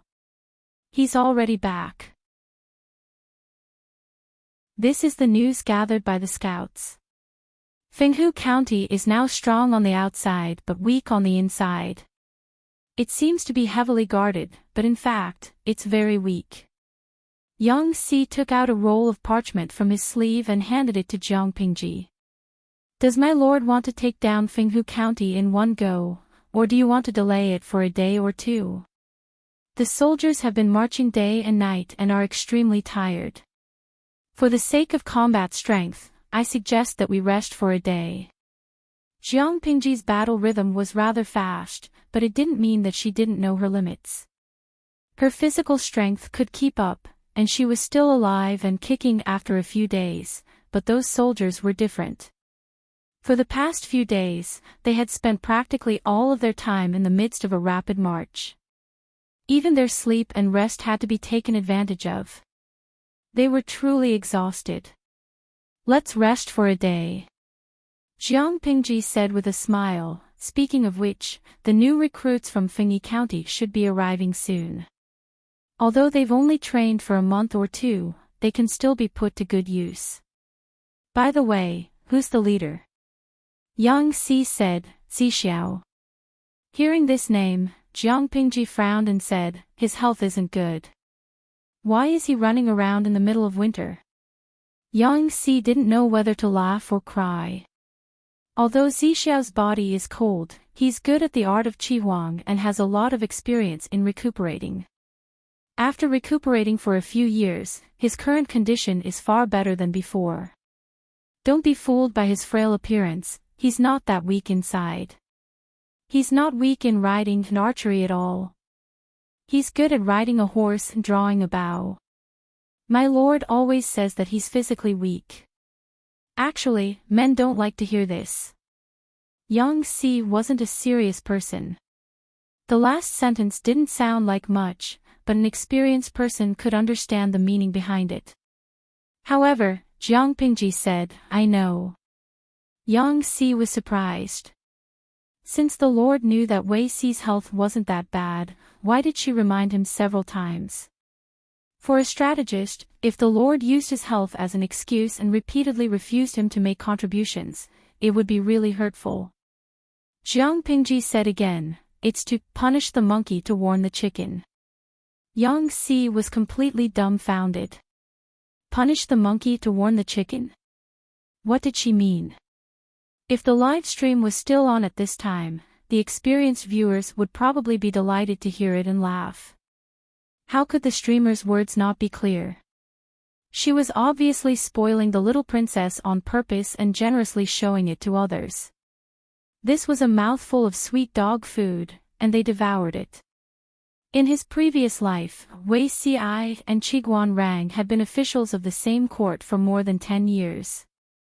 He also had a certain understanding of the latter.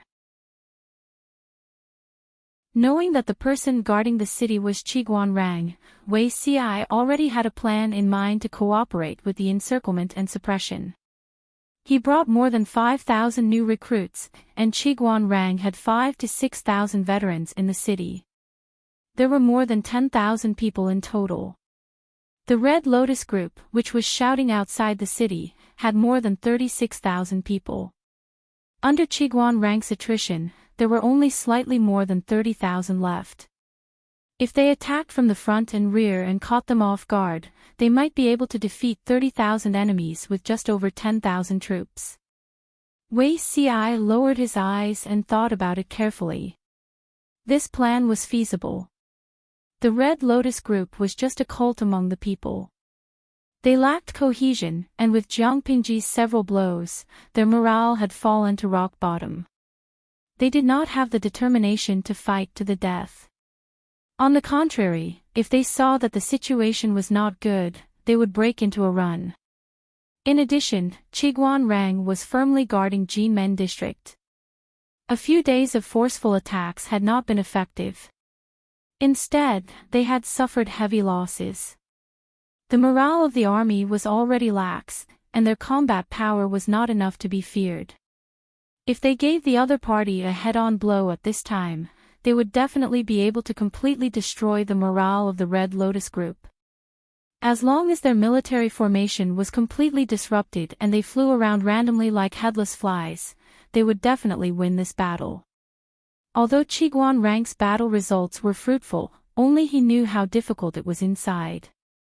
He did not dare to close his eyes and sleep for a few days, for fear that the Red Lotus Group outside would attack the city crazily while he slept soundly. The 30,000 troops were 6 times the number of soldiers in the city.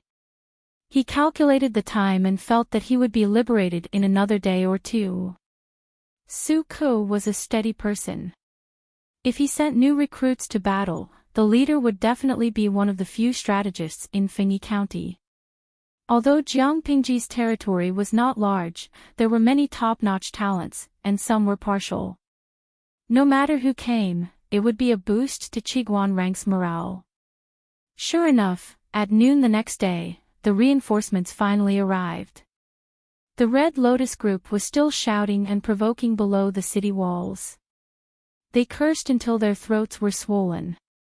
In the end, they could not wait any longer and chose to attack. Qiguan Rang stood on the city wall and looked into the distance. He vaguely saw that there was an unusual movement behind the Red Lotus Group's army. His eyes were filled with warmth. In order to show their strength and reduce the threat of the ballistae on the city wall, the Red Lotus Group had deliberately set up a large battle formation. However, this had also caused a certain delay in the transmission of their information. It was not until the sand and dust were flying in the air behind them, the shouts of killing shook the heavens, and the casualties were heavy that the Red Lotus Group at the front realized that something was wrong. At this moment, Qiguan Rang sneered.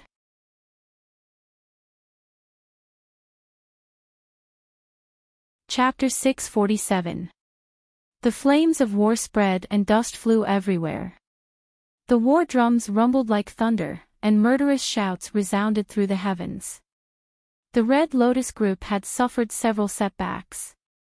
After splitting up their troops, they had suffered repeated losses outside Jinmen County. Their morale was low, and their will to fight was sparse.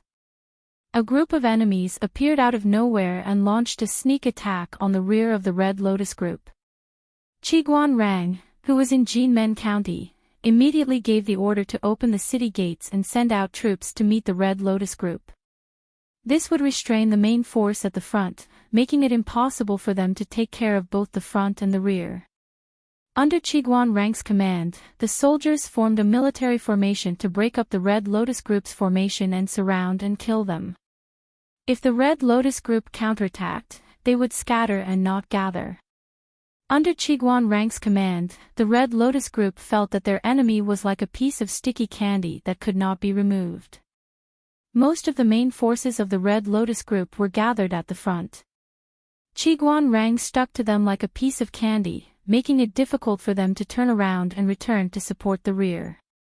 Compared to Qiguan Rang's roundabout gentleness, Wei Ci appeared firm and decisive. Because of Jiang Pingji's strict control, the first thing the recruits received after entering the camp was not physical training, but how to carry out orders. Therefore, even though the people Wei Ci brought were all new recruits, they carried out his orders relatively well. Even if their physical fitness and combat qualities could not be compared to the veterans, the new recruits were much stronger than the Red Lotus Group members who panicked and were at a loss when they were ambushed. Wei Ci knew very well that Qiguan Rang was holding back the main force of the Red Lotus Group, buying him precious time. The faster he killed, the more losses the Red Lotus Group would suffer, and the less pressure Qiguan Rang would face. Therefore, in order to further expand the battle results, Wei Ci chose a rather tough offensive formation. The vanguard was like an awl, sharp and swift. It broke through and severed the already chaotic rear of the Red Lotus Group. The arrangement of the soldiers on the two flanks leaned towards defense. They were strong and powerful, taking into account speed and protecting the center of the army. At the same time, they could maximize the results of the battle and reap the lives of the Red Lotus Group. The archers and pikemen were in the middle, supporting the front and two flanks, shooting the enemies and clearing the obstacles. The army led by Wei Ci was like a pair of long scissors, easily tearing apart the rear of the Red Lotus Group, making it impossible for the two wings to support and cooperate. Swords and sabers flashed, and arrows rained down like a tide. One by one, the corpses fell to the ground. As far as the eyes could see, there were severed limbs and broken bones. The military strength in Jinmen County, including the recruits that Wei Ci had brought with him, totaled more than 10,000. The Red Lotus Group still outnumbered them by 3 times. However, how could a place like the battlefield be won by having more people? With Wei Ci's attack and Qiguan Rang's containment, the Red Lotus Group suffered heavy casualties. The morale of the army was slack, and they were in disarray. They tried to make a last-ditch effort to break out of the encirclement. However, Wei Ci and Qiguan Rang's cooperation was rather tacit. The latter turned from restraining the enemy to encircling them, while the former turned from attacking to driving them away. The two of them were like experienced fishermen, and the soldiers they commanded were the sturdy fishing nets they had woven. The two of them did not communicate, but their hearts were in sync. They drove the panicking Red Lotus Group, the big and small fishes, to one place, and finally drew in the net.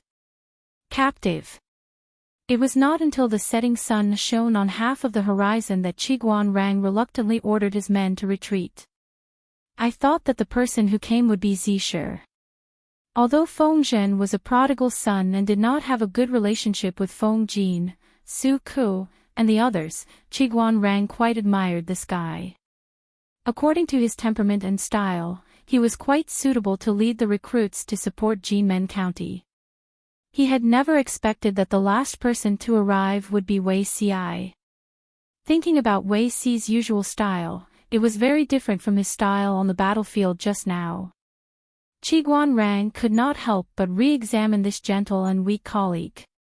You've hidden yourself well, big brother. Wei Ci was still afraid of the cold, so he wore a few more layers than others. He also wrapped himself in a windproof cloak made of rabbit fur. From afar, he looked like a snowball. Just like how Yang Si felt cold when he looked at Qiguan Rang also felt a little hot when he looked at Wei Ci. After hearing Qiguan Rang's words, Wei Ci smiled and coughed twice. Zi Shi is busy and far away in Xiangyang County, presiding over the overall situation with Huayu. Going back and forth is a waste of time, and I'm afraid that it will delay the Lord's great plan. Helpless, I, an idle person with nothing to do, will help the Lord solve her worries. This was not the case. In the beginning, Fengzhen had been eager to come. How could exhausting government affairs be as refreshing as fighting a war? However, Wei Ci had a white face and a black heart. He was good at tricking his friends. From Zhangping, Yangxi, to Fengzhen, when had he ever been merciful? Where is the Lord now? Wei Ci had also rushed here overnight. He had no spare time to inquire about information. Qiguan Rang briefly explained the current situation on the battlefield. Jinmen County had been defended, and Honglian County could probably be deceived. Coincidentally, Wei Ci had arrived, so he could lead the troops there to defend. The Red Lotus Group was having a civil war in Chuyu County. Jiang Pingji and Qiguan Rang had deliberately blocked the news, so they would not know about the changes here for the time being. Jiang Pingji could use this time gap to turn around and attack Fenghu County. When the three counties were stabilized, she would return to deal with the remaining troops of the Red Lotus Group. Wei Ci kept a gentle expression and listened carefully. In his previous life, he had moved from Langya County to Zhongzhou's Bianzhou with the Wei family. As an invisible person, he was not valued, so he simply built a hut and lived in seclusion. He was still concerned about the affairs of the world, but most of the news came from Zhongzhou. As for the news of Dongqing, he only had a general idea. Perhaps the evildoer mentioned by Monk Liaochen was causing trouble, stealing the fate of Dongqing and the vitality of the people, causing many things to happen in advance. In his previous life, the Red Lotus Group had surfaced much later than it was now. The Red Lotus Group had been preaching in the north for several years. It had accumulated countless loyal followers, and its followers were widely distributed. In the end, the leader of the Red Lotus Group took advantage of the situation and revolted. He received the support of the people in the north, and the imperial court could not shake him. He suffered several losses, and the Tsing-Yi army, who revolted at the same time, could only avoid him. The current Red Lotus Group was still immature, and its teachings were not deeply rooted in the people's hearts. Otherwise, it would not have been easy to take Qingde County. Did the Lord go to Chuyu County? Wei Ci asked. Qiguan Rang replied, according to the time, that should be the case. Zi Xiao, fortunately, you came. Otherwise, I would be really busy.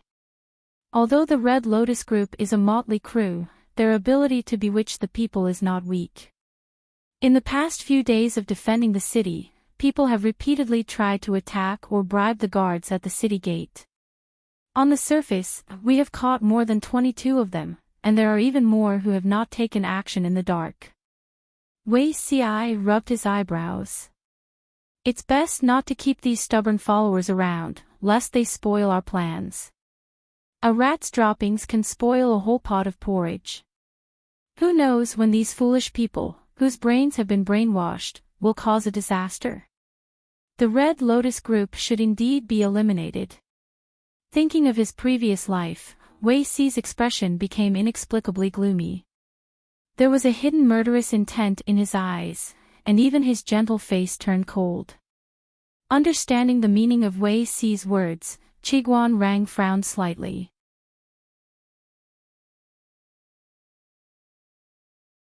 Chapter 648. In Wei Ci's previous life, when Her Majesty established the Jiang dynasty, there was constant turmoil in the early days of the country's founding. There were natural disasters everywhere, and the remnants of the Red Lotus Group took the opportunity to stir up trouble and revive. Although they did not cause much damage, they brought a certain gray haze to the new dynasty and made people panic. There were even some bold rebels who spread rumors that the Empress was a temptress, and they even tried to assassinate her several times. Even the death of His Majesty had something to do with the Red Lotus group if one got to the bottom of it. Every time he thought of this, Wei Xiai felt that he could not control his emotions. But Qiguan Rang was slightly hesitant. Wei Xi's thin lips parted slightly, and there was a tinge of coldness. The battlefield is chaotic, and the rebels intend to open the city for the Red Lotus group. Isn't it normal for the troops to die in the chaos? If they did not deal with such unstable people as soon as possible, were they supposed to stay for the new year? Qiguan Rang had wanted to leave them for Jiang Pingji to deal with, but Wei Xi's words made sense. The more unstable elements were left, the more risks there would be. It was better to eliminate them completely. Wei Xiai thought of something and said, "Previously, my lord promised in Shui that after the war, she would give him 10% of his wealth and manpower. Wen Zheng has already screened the captives. Keep the useful ones. It's better to get rid of the others who are stubborn and extreme." Wei Xiai did not want Jiang Pingji to get involved in something as damaging as killing captives. It was better to leave this to Shui. Based on Shui's abilities and the Red Lotus Group's suicidal style, the latter would definitely step on the former's bottom line. When Shui was done with this group of people, what awaited the Red Lotus Group would be killing the donkey after it had outlived its usefulness. Wei Xiai did not feel the slightest pain in his conscience to leave this hidden danger to Shui. Qiguan Rang keenly noticed that Wei Xiai had stressed the words stubborn and extreme. When choosing captives, most of them were strong, young, and healthy. The old, weak, sick, and disabled were not considered. But Wei Xiai had made his attitude clear: he did not want those with ideological problems. Their physiques and limbs were in good condition instead. This abnormality made Qiguan Rang curious, but it also made him a little more vigilant. Wei Xiai knew that Qiguan Rang was suspicious, so he explained, the teachings of the Red Lotus Group were inherited from a certain evil cult during the period of the 16 Kingdoms. Wen Zheng is well-read, so he naturally knows how many evil cults caused trouble in the early days of the Great Xia dynasty's unification of the 16 Kingdoms. They had risen from the ashes several times, fanned the flames, instigated the common people, and caused chaos. They had to guard against the Red Lotus Group. If there's something wrong with your brain, don't take them. This reason could indeed convince Qiguan Rang. Let's not talk about the distant lands. Just the Buddhism and Taoism, which were now on equal footing, had believers all over the 5 countries. The Red Lotus Group could not be compared to these 2 giants. However, the 3 were all religions, and they could vaguely see each other's shadows. Although Buddhism and Taoism were not forces in the traditional sense, their influence on the general trend of the world could not be ignored. If the Red Lotus Group could have such a large number of believers and incite trouble everywhere, it would indeed be quite annoying. Qiguan Rang nodded in agreement. All right, I'll remember this. This battle could be considered an unprecedented victory. There were a total of more than 23,000 captives. The others were either killed on the spot or died from serious injuries. Those who were still breathing were transported to the military base for treatment. The women's camp temporarily transferred a large number of people, but they were still very busy. Qiguan Rang sent people to clean up the battlefield, clean up the corpses, search for those who were still breathing, and retrieve the arrows that could still be used. Although his lord was a local tycoon, fighting a war was too costly. He had to save as much as he could. In the following days, the busiest place would probably be the medical district. Those with superficial wounds would be fine after they were cleaned and bandaged. After their injuries were healed, they would be able to jump around and receive military merits. Those with broken hands and feet, abdominal cavities opened by barrels, broken bones embedded in internal organs, and large pieces of flesh cut off. The doctors could do nothing about such serious injuries. They could only do their best. Whether the patients lived or died was up to fate. There were also some who could not endure it and died from the pain. In fact, the large number of casualties did not occur on the battlefield, but after the war. Too many people died from serious injuries. Even if they survived, if the wound came into contact with dirt during the healing period, it would easily fester, making the wound unable to heal, and they would die. Fortunately, it was still winter. The temperature was not that hot and humid, and the probability of the wound becoming inflamed and festering was greatly reduced. However, the death rate was still higher than the survival rate. On the other side, Jiang Pingji ordered people to rest for a day before setting out to attack Fenghu County according to the plan. Coincidentally, the day before the attack on Fenghu County was the New Year's Day. Before setting out, Jiang Pingji had already ordered people to buy enough pigs and sheep from the people with money or rice grains of the same amount. On the day of the New Year's Day, the soldiers in charge of the kitchen slaughtered the pigs and sheep. The pig's blood was collected and condensed into blood clots, which were prepared to be used as food. The internal organs were processed and the stench was removed. They were cooked with ingredients and spices and made into cooked dishes. The pig bones were boiled into a thick white bone soup. The soup base was spices. The smell of the bone broth was so strong that it could almost drift into Fenghu County. As for the other pork and mutton, the various parts were divided.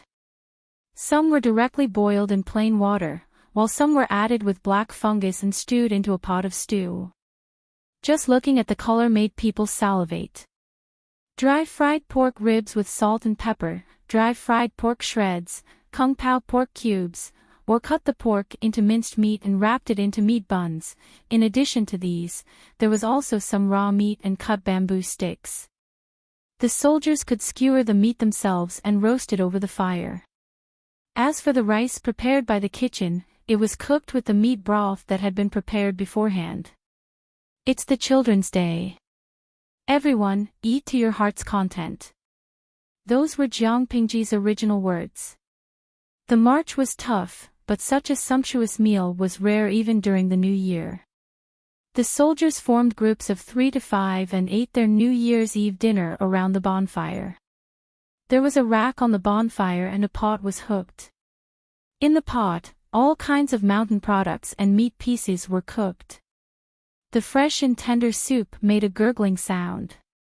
When the hot soup and rice entered the stomach, the whole person felt warm. In contrast, Fenghu County was deserted. There were strong troops stationed outside the city. Even though it was New Year's Eve, almost no one celebrated. The most pitiful ones were the soldiers guarding the city. They squatted on the high city wall. The thin and shabby clothes on their bodies did not have much resistance to the cold. Their stomachs were empty. They were so hungry that they were in pain. They were singing the empty city stratagem. Many people could not help but look into the distance. There was the camp that Jiang Pingji's army had set up. They could not see anything else, but they could see the leaping and burning flames. They sniffed hard. There was a faint aroma of food in the air.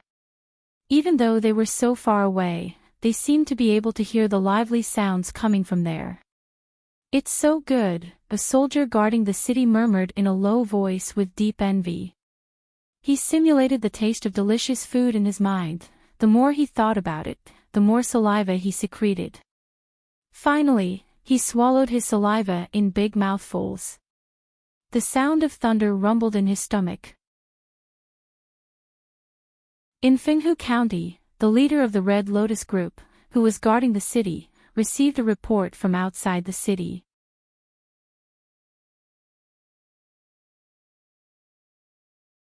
Chapter 649. Although he wanted to attack at night to teach Jiang Pingji a lesson, the leader of the Red Lotus group also knew that this plan was not feasible. First of all, it was New Year's Eve tonight, but a strong enemy was eyeing them covetously outside the city. No one was in the mood to celebrate. Secondly, the people in the city had been tricked by the Red Lotus group into saving and plundering their wealth. Now they were penniless. Although they were not as miserable as having no food to eat, the quality of the food was not good. They could not even taste meat on New Year's Eve, which made the festive season even worse. No mood, no vigor, no motivation. Sneak attack the enemy's camp.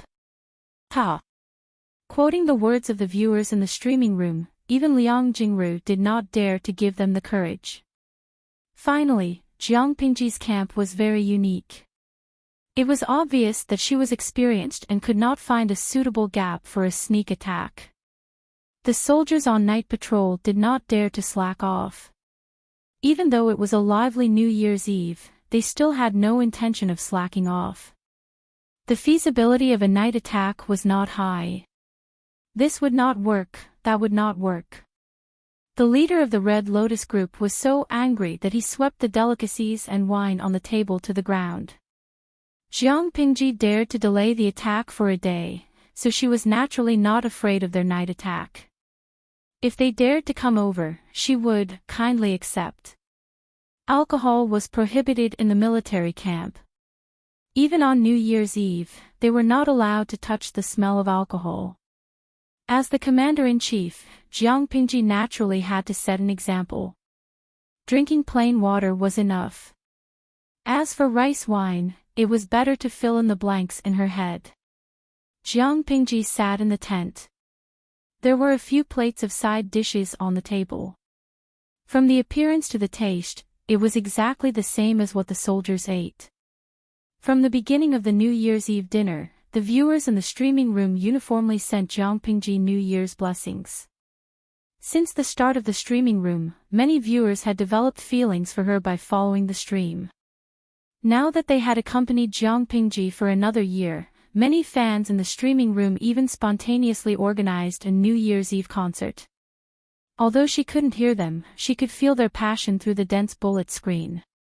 Looking at the lively streaming room, then looking at the cold commander's tent, she could not help but sigh. This new year is really miserable. Thinking back to last year, we should be eating barbecue and hot pot around the long table by now. Jiang Pingji ate until she was half full. The taste of the big pot was just a so-so.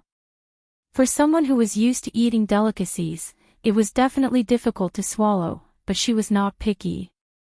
She ate it all with a normal expression, and there was not a single grain of rice left in the ceramic. I really do not want war during New Year, Yang Si deeply agreed.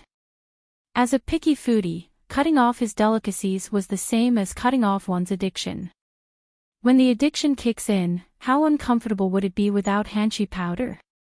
Just ask Feng Zhen, who was weeping after giving up. During the New Year's Eve dinner, Yang Si and Yan Yan sat on either side of the table. Jiang Nongqin was left in Honglian County to hold the fort, so she was not in the tent.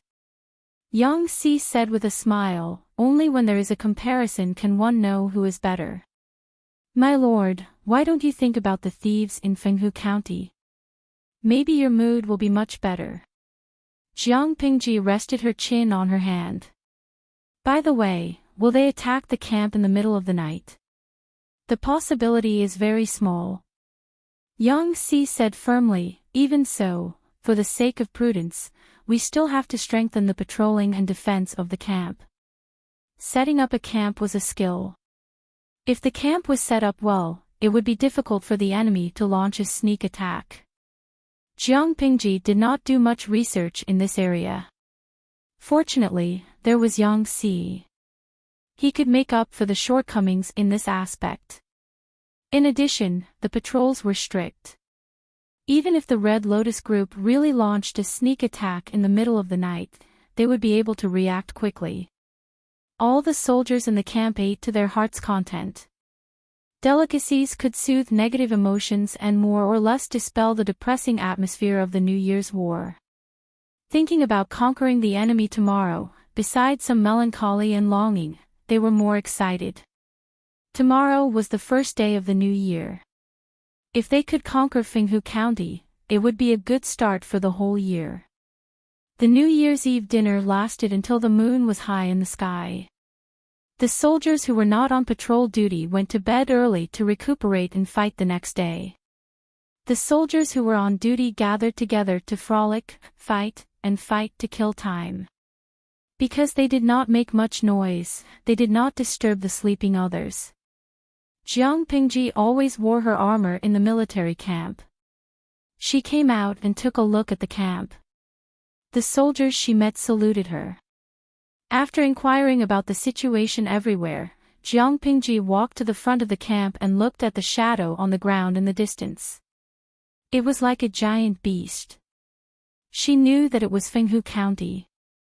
After conquering Fenghu County and then Choyu County, Wanzhou would completely become her territory. She had just taken the first step on the road to hegemony. She meditated and calmed the complicated emotions in her heart. While she meditated and cultivated, she sorted out the clues in her mind and reorganized the plan to unify the world. Not long after, she heard footsteps behind her. She knew who it was at first glance. Jing Rong. She spoke in a declarative tone. Yang Si said, "I saw my lord leave the commander's tent just now and come here alone. Do you miss your family?" Jiang Pingji let out an "aw" and was puzzled. "Why would I miss my family?" Yang Si choked. He thought that Jiang Pingji was young and that she was alone in a faraway place during the New Year's Eve. Looking at the lively scene around her, it might arouse the young man's longing for his family. He came over to be quite a considerate brother, but why didn't he follow the script? Understanding what Yang Si meant, Jiang Pingji did not know whether to laugh or cry. "I'm an adult, not a 3-year-old child." It was Yang Si's turn to be dumbfounded. "Then my lord is now." Her eyes were firm. "I'm meditating and sorting out the plan.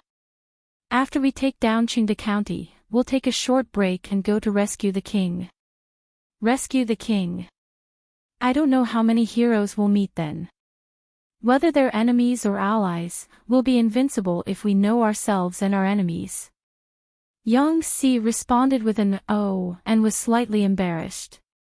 Just as he was about to find an excuse to leave so as not to disturb Jiang Pingji's thoughts, his lord raised a very strange question. "Jing Rong, I had a strange dream last night. I dreamed that a hen crowed and heralded the dawn." Yang Si frowned. "A hen heralding the dawn? Isn't this a woman usurping the dawn? It's a sign of disaster. However, the dream is strange and doesn't count." He was a little worried. Did the Lord think that the dream was ominous and that there would be changes in the battle tomorrow? Don't be superstitious. A woman usurping the dawn. People often use this as a metaphor for a woman usurping power and creating chaos in the world. It's a bad omen. Jiang Pingji said and lowered her eyes. "What do you think of this?" Yang Si was surprised. How did the topic turn to this? He was also a rebellious person. His thoughts were very different from the literati of the time. He said, "In my opinion, a woman usurping the dawn and a woman in power are still different. The crow of a hen is against the natural order and common sense, but it's not the case for a woman in power. Looking at the 16 countries and the previous dynasty, it's not like there haven't been women in power and being officials for hundreds of years. If a woman usurps the dawn, it's an insult to the ancestors. There was a period of time in the previous dynasty when women were officials and were in power. However, as times changed, the atmosphere became more and more rigorous and harsh. The narrow term, a woman usurping the dawn, was recognized by more and more people. More people felt that it was ridiculous for a woman to be in power. It was like a woman usurping the dawn.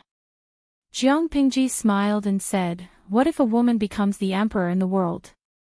Do you think it's normal?" Yang Si had a strange expression on his face. His lord was not only ambitious, but her confidence was also rare in the world. He smiled and asked quietly, "Listening to what you mean, my lord, do you want to pass the throne to your daughter after you become the emperor? It's not necessarily impossible."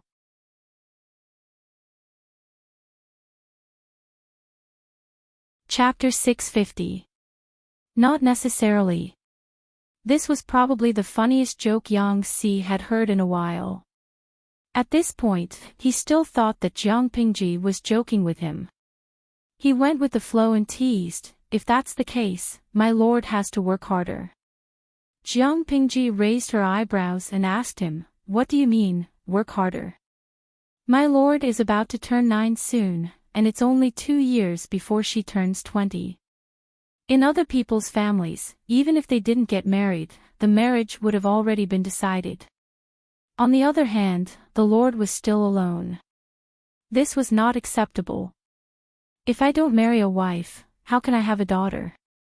If he didn't have a daughter, how could he pass the throne to his daughter? Yang Si teased with a smile.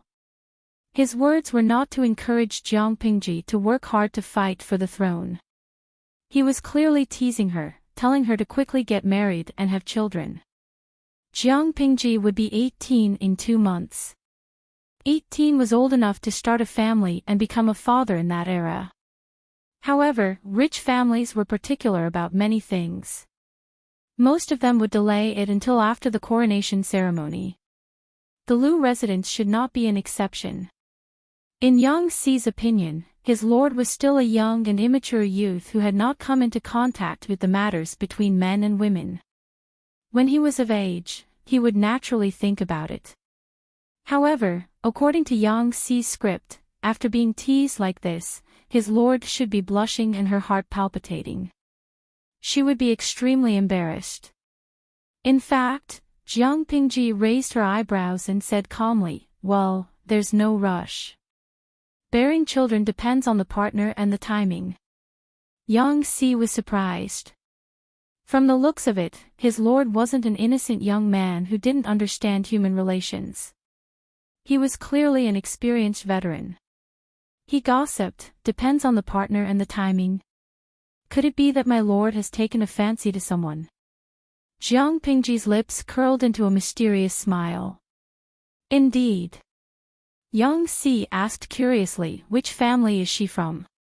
If their statuses were comparable, they could ask the old master to come forward and arrange the marriage for their lord. This was a major event in his life, so he couldn't afford to be careless. The faster the hand, the slower the hand, the faster the hand, the stronger the hand. That was the only logical thing to do. If his status was lower than the lord, he could send an iceman to the door and explain his intention to take a concubine. In short, it's best not to miss out on a young lady you like. Jiang Pingji laughed involuntarily. She didn't know that apart from being gluttonous, Yang Si also had a tendency to gossip. Amused, she rolled her eyes and said vaguely, "Status. Although my family is in decline, I have a clean background. My ancestors were once illustrious, so I can be considered a noble family." "That person is quite talented, and her personality is quite cute. It's not fair to be a concubine." Yang Si frowned. A noble family. This was indeed a little difficult. Better be a poor man's wife than a rich man's concubine. The nobler the family, the more importance they placed on their status. She would rather choose her husband's wife who was of the same birth as her. Very few people were willing to be a concubine in order to climb up the social ladder, unless her husband's family was of a higher status. Obviously, Lu Shi had not reached that level yet. "What does Lord like about her?" Yang Si asked. "Talent or appearance?" Jiang Pingji smiled and squinted her eyes. "His genes." "Chicken, sound." Yang Si couldn't wrap his head around it.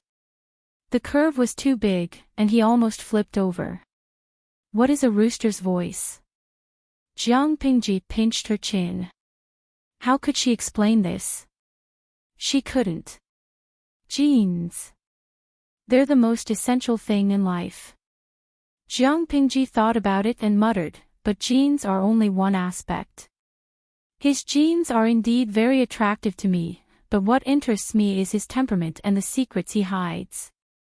How do I describe that feeling?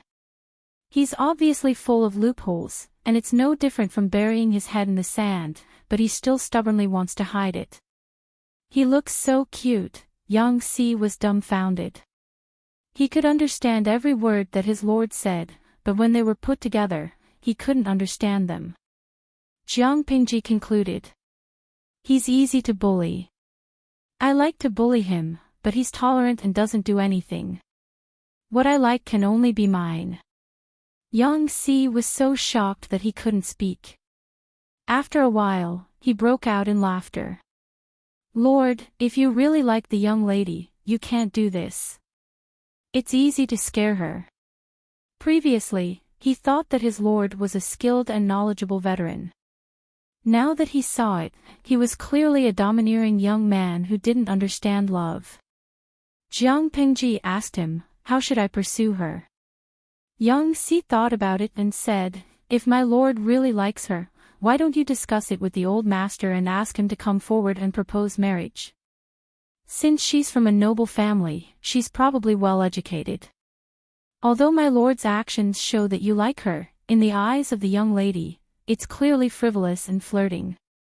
Even if my lord is very good, after such actions, the young lady's impression of my lord will at most be 1 or 2 points. Jiang Pingji clicked her tongue, somewhat disapproving. He's quite open-minded by nature. He shouldn't misunderstand, right? That's not necessarily true. Yang Si added, young girls are meticulous and tend to get into a dead end. Jiang Pingji rested her chin on her hand and thought about it. She said, is that so? Listen, Jing Rong is quite experienced. Yang Si sneered. He had eaten more than 10 years of rice than Jiang Pingji. How could he not know? If my lord asks Si, sure, he's more experienced. However, he's an unruly wastrel. I don't recommend adopting his suggestion. Yang Si conveniently smeared Fengzhen's name. Who asked Fengzhen to be so wastrel? Jiang Pingji thought for a long time. Finally, she said, it's still early. Let's talk about it in another 5 or 6 years. I'm not in a hurry. I'm quite enjoying my current state. Yang Si did not suspect anything strange. In his opinion, the young lady that his lord liked was estimated to be only 11 or 12 years old. In another 5 or 6 years, she would be of the right age to marry. As a man, he should prioritize his family, country, and career. It was fine for his lord to get married a little later. It was fine if he fell in love with someone else after a few years. A man would not have to worry about not having a wife.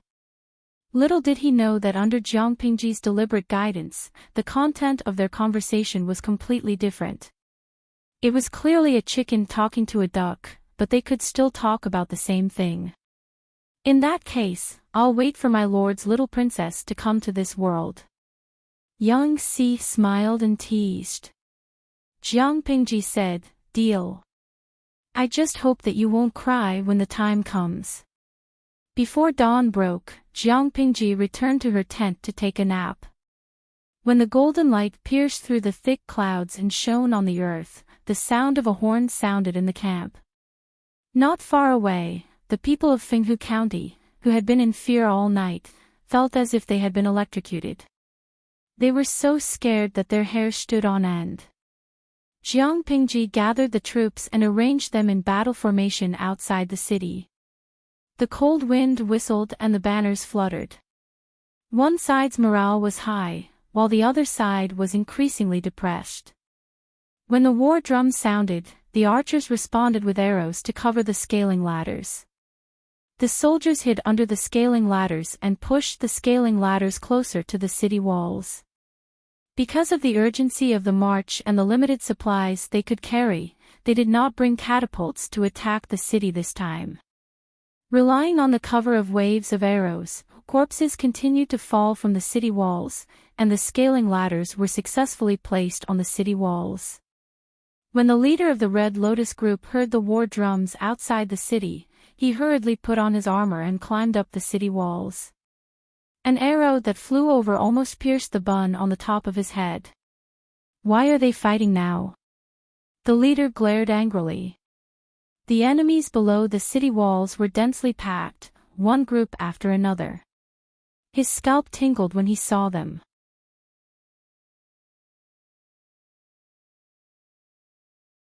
Chapter 651.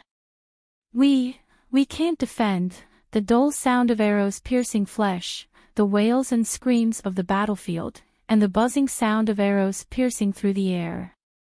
The incomparably noisy sounds converged into a symphony of death. The soldier's head was covered in blood, and after he finished speaking with tears in his eyes, an arrow pierced through his chest. Smash them all. Smash them down. We must not let these rebels climb up the city wall. The leader of the Red Lotus group shrank in the back, his face full of fear. He roared at the top of his lungs as he pushed the others to the front line. We have to defend even if we can't. Whoever dares to retreat will be killed. The best way to deal with enemies climbing the ladders was to use heavy objects or sharp weapons to hit their vital points or hands. The defending side did not even need to kill them on the spot. They only needed to get them down from the ladders. The height of the city wall alone was enough to kill them. However, Young Si was very cunning. He let the soldiers carry thick shields and pretend to climb the ladders. They did not need to climb too high. They only needed to climb halfway to lure the Red Lotus group on the city wall. When they attacked the soldiers climbing the ladders with stones or other sharp weapons, the archers below the city wall would specifically shoot at those soldiers. The war drums were like thunder. The strong sound of the drums resounded through the sky, stirring the blood in one's chest and causing it to surge. Jiang Pingji rode on Little White's back. Her red clothes and silver armor were particularly conspicuous under the sun. She frowned and said, Jing Rong, although your lord has some spare money, I'm not as rich as a country. Can you be more diligent and thrifty? The arrows were not endless. From her point of view, every wave of arrows that were shot out was like shining silver. It would be fine if they could successfully attack the city, but if they could not attack it for the time being, those arrows could not be recovered. Even if some could be recovered after cleaning up the battlefield, the arrows would also be used up. Every time they fought, they would lose 10 to 20% of their arrows. It was so expensive that it hurt. Young Si smiled and said, wait a little longer. When their morale has completely collapsed, this city wall of a few feet will be easily breached. Jiang Pingji secretly rolled her eyes. She clamped Little White's belly. Go! Little White roared and rushed to the battlefield at the speed of lightning. Young Si was about to raise his hand to stop it, but Little White had already carried the people away, leaving only the dust it raised. As they galloped, Jiang Pingji removed the bow and arrow from the back of the horse. For this bow, pulling the bowstring to a full moon would require more than 2 stones of strength. He knocked an arrow and drew his bow, aiming at the flag fluttering in the wind. A silver light pierced through the air. The arrow carried with it an unstoppable momentum. With a dong sound, it pierced through the flagpole, and the huge flag fell down with a loud bang. If he wanted to completely crush their morale, why did he need to waste so much time? Either they would take the head of the enemy general or they would cut down their flag. These were both ways to thoroughly humiliate the enemy and destroy their morale. Young Si saw the fallen flag of the Red Lotus group and laughed involuntarily. He adjusted his plan and attacked the city with all his might. The Red Lotus group on the city wall had basically lost their will to fight. After paying a small price, Jiang Pingji's soldiers carried their thick shields and climbed up the city wall one after another. The two sides were engaged in a chaotic battle. The scene was chaotic and bloody. It was like Azura hell, making people lose all rationality. Amidst the chaos, the city gates opened wide. Jiang Pingji held the long spear in her hand and rode her horse into the city. They fought from early morning until noon, and it was as if the white clouds in the sky were dyed scarlet. If someone surrendered, their hands were tied. If they resisted, they were killed on the spot. In less than half a month, the situation in Qingde County had undergone earth-shattering changes.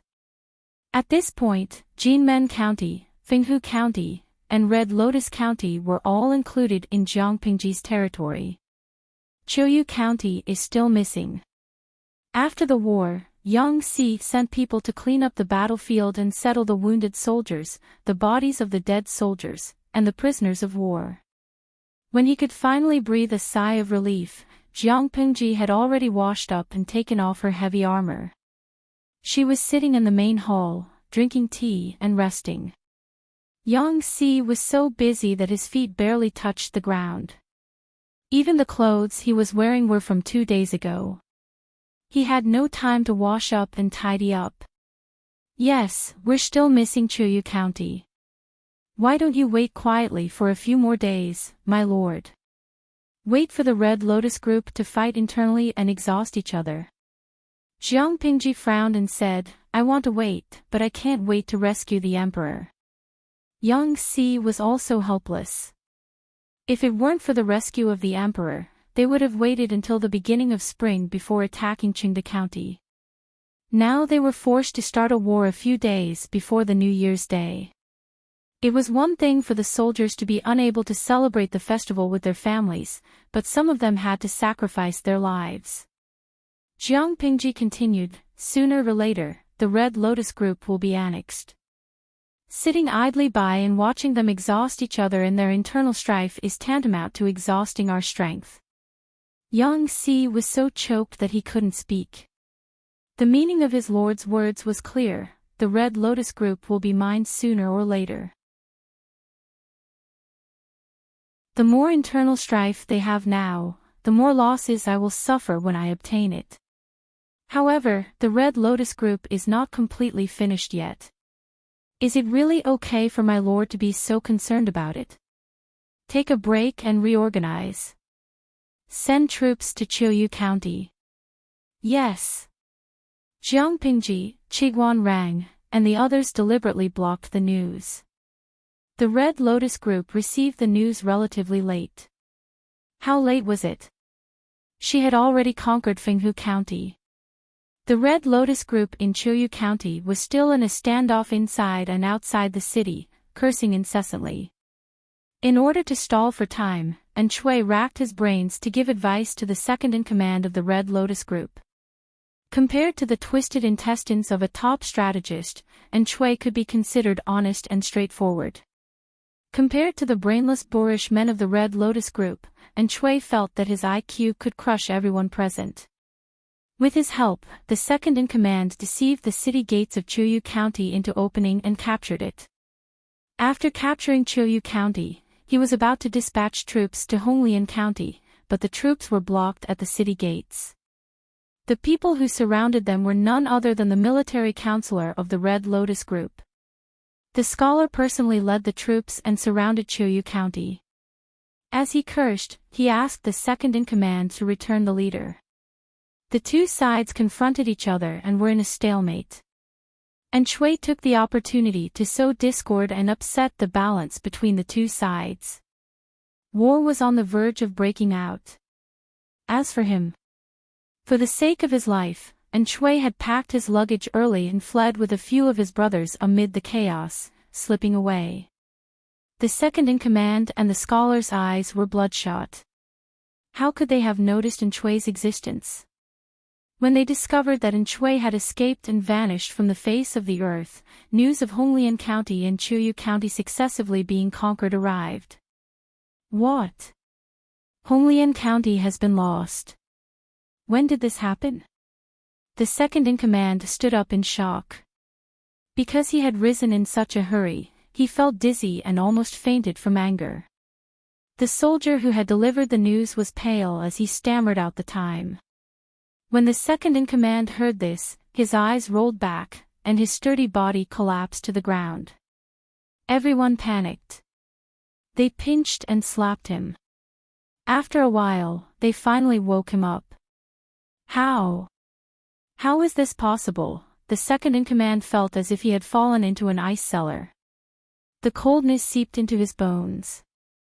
If the intelligence was correct, Honglian County had fallen on the same day that he had arrived at Chuyu County. The guards of Honglian County were not weak.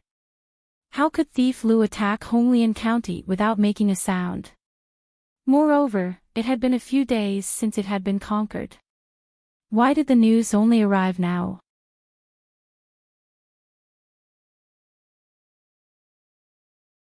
Chapter 652. Although the scholar wasn't smart, he wasn't completely brainless. I want some time alone. This is a trap.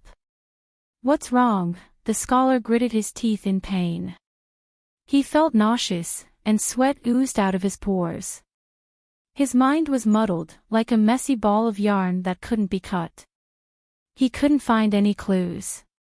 Faced with this situation, the scholar subconsciously wanted to ask Enchui for advice. No. Enchui. The scholar felt a flash of inspiration in his mind. His blocked and muddled mind suddenly became clear. He knew what was wrong. It was Enchui. The scholar gripped the handrail tightly, barely supporting his body from falling.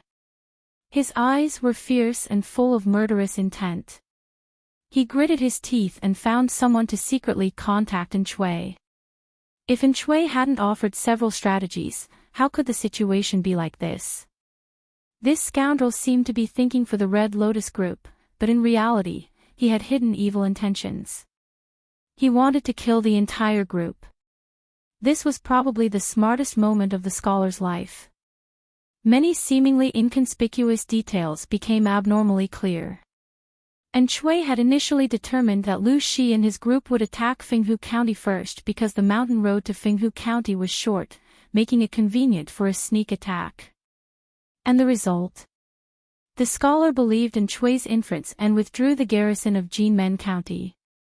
He guarded Fenghu County with fear and trepidation, but the result was that Jinmen County was lost that night.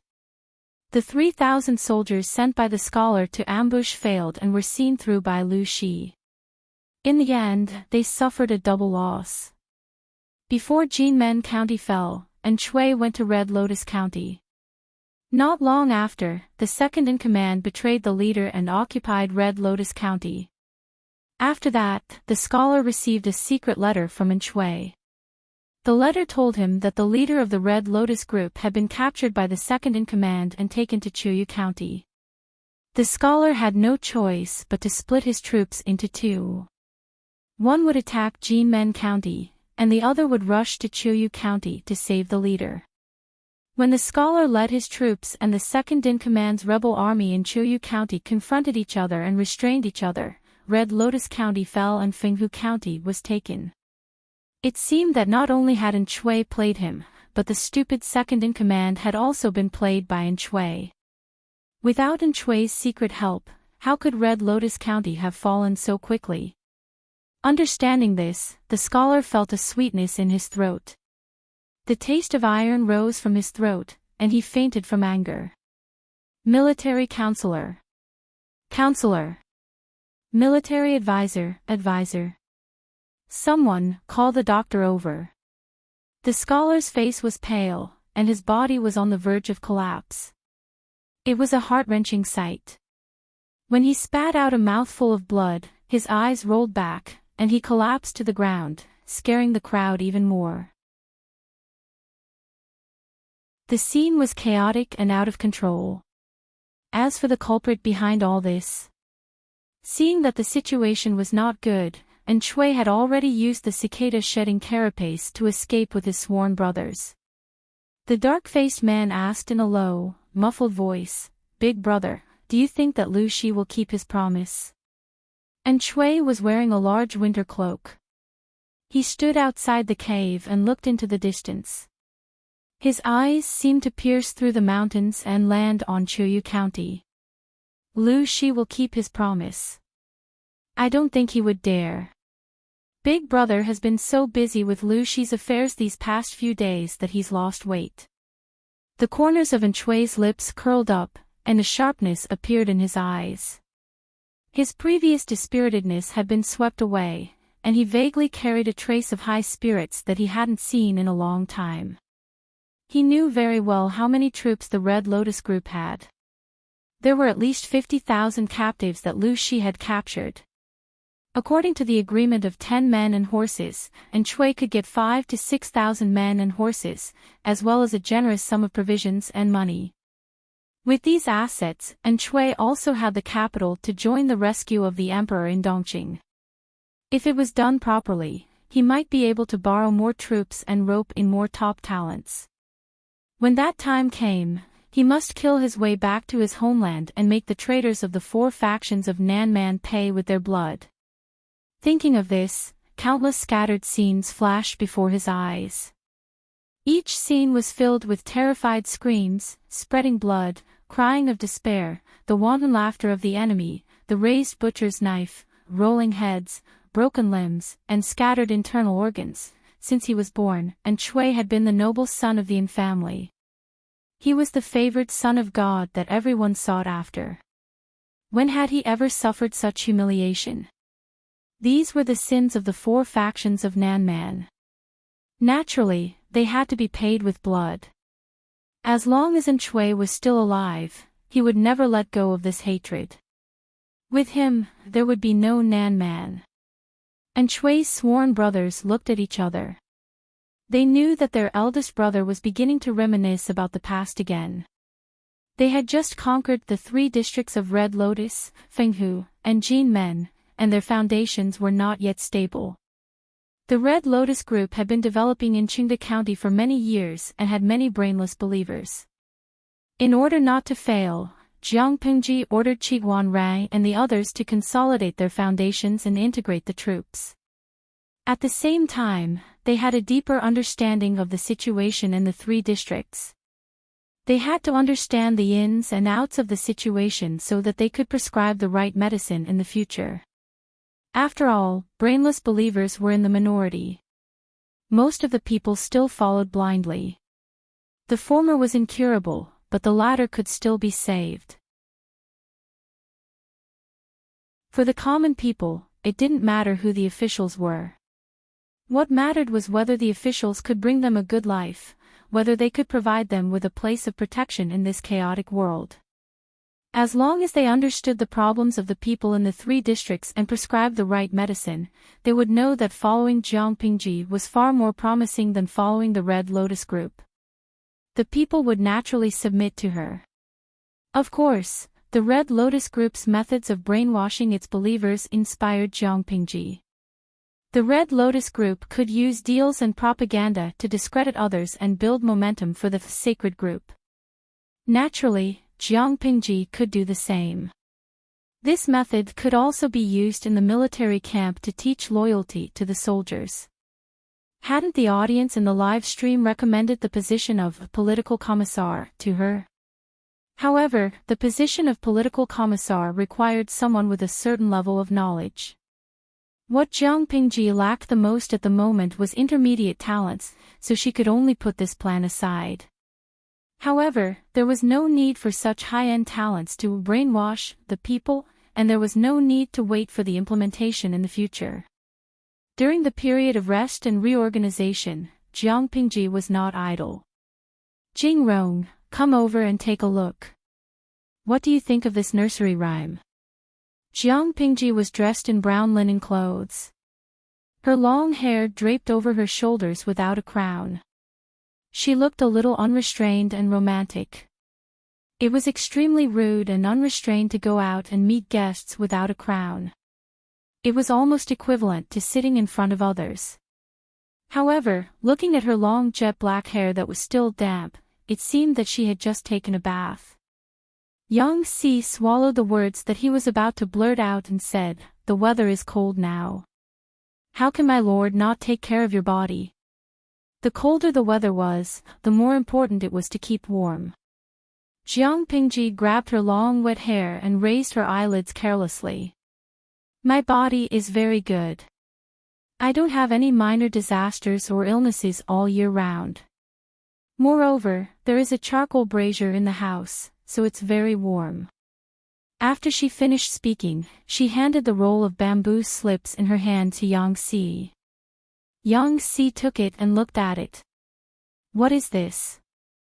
"This is a nursery rhyme." The handwriting on the bamboo slips was vigorous and powerful. The words were written in bold and flamboyant calligraphy. One could not help but sigh with emotion. The words were like the person, "You're tuning into the LoveLore Library YouTube channel. We're so grateful for your support and don't forget to subscribe to join us on this incredible journey through captivating stories. Your generosity through donations truly makes a world of difference, as it's the primary source of revenue that allows me to expand and enhance this channel for you. Thank you from the bottom of my heart for being a part of this adventure."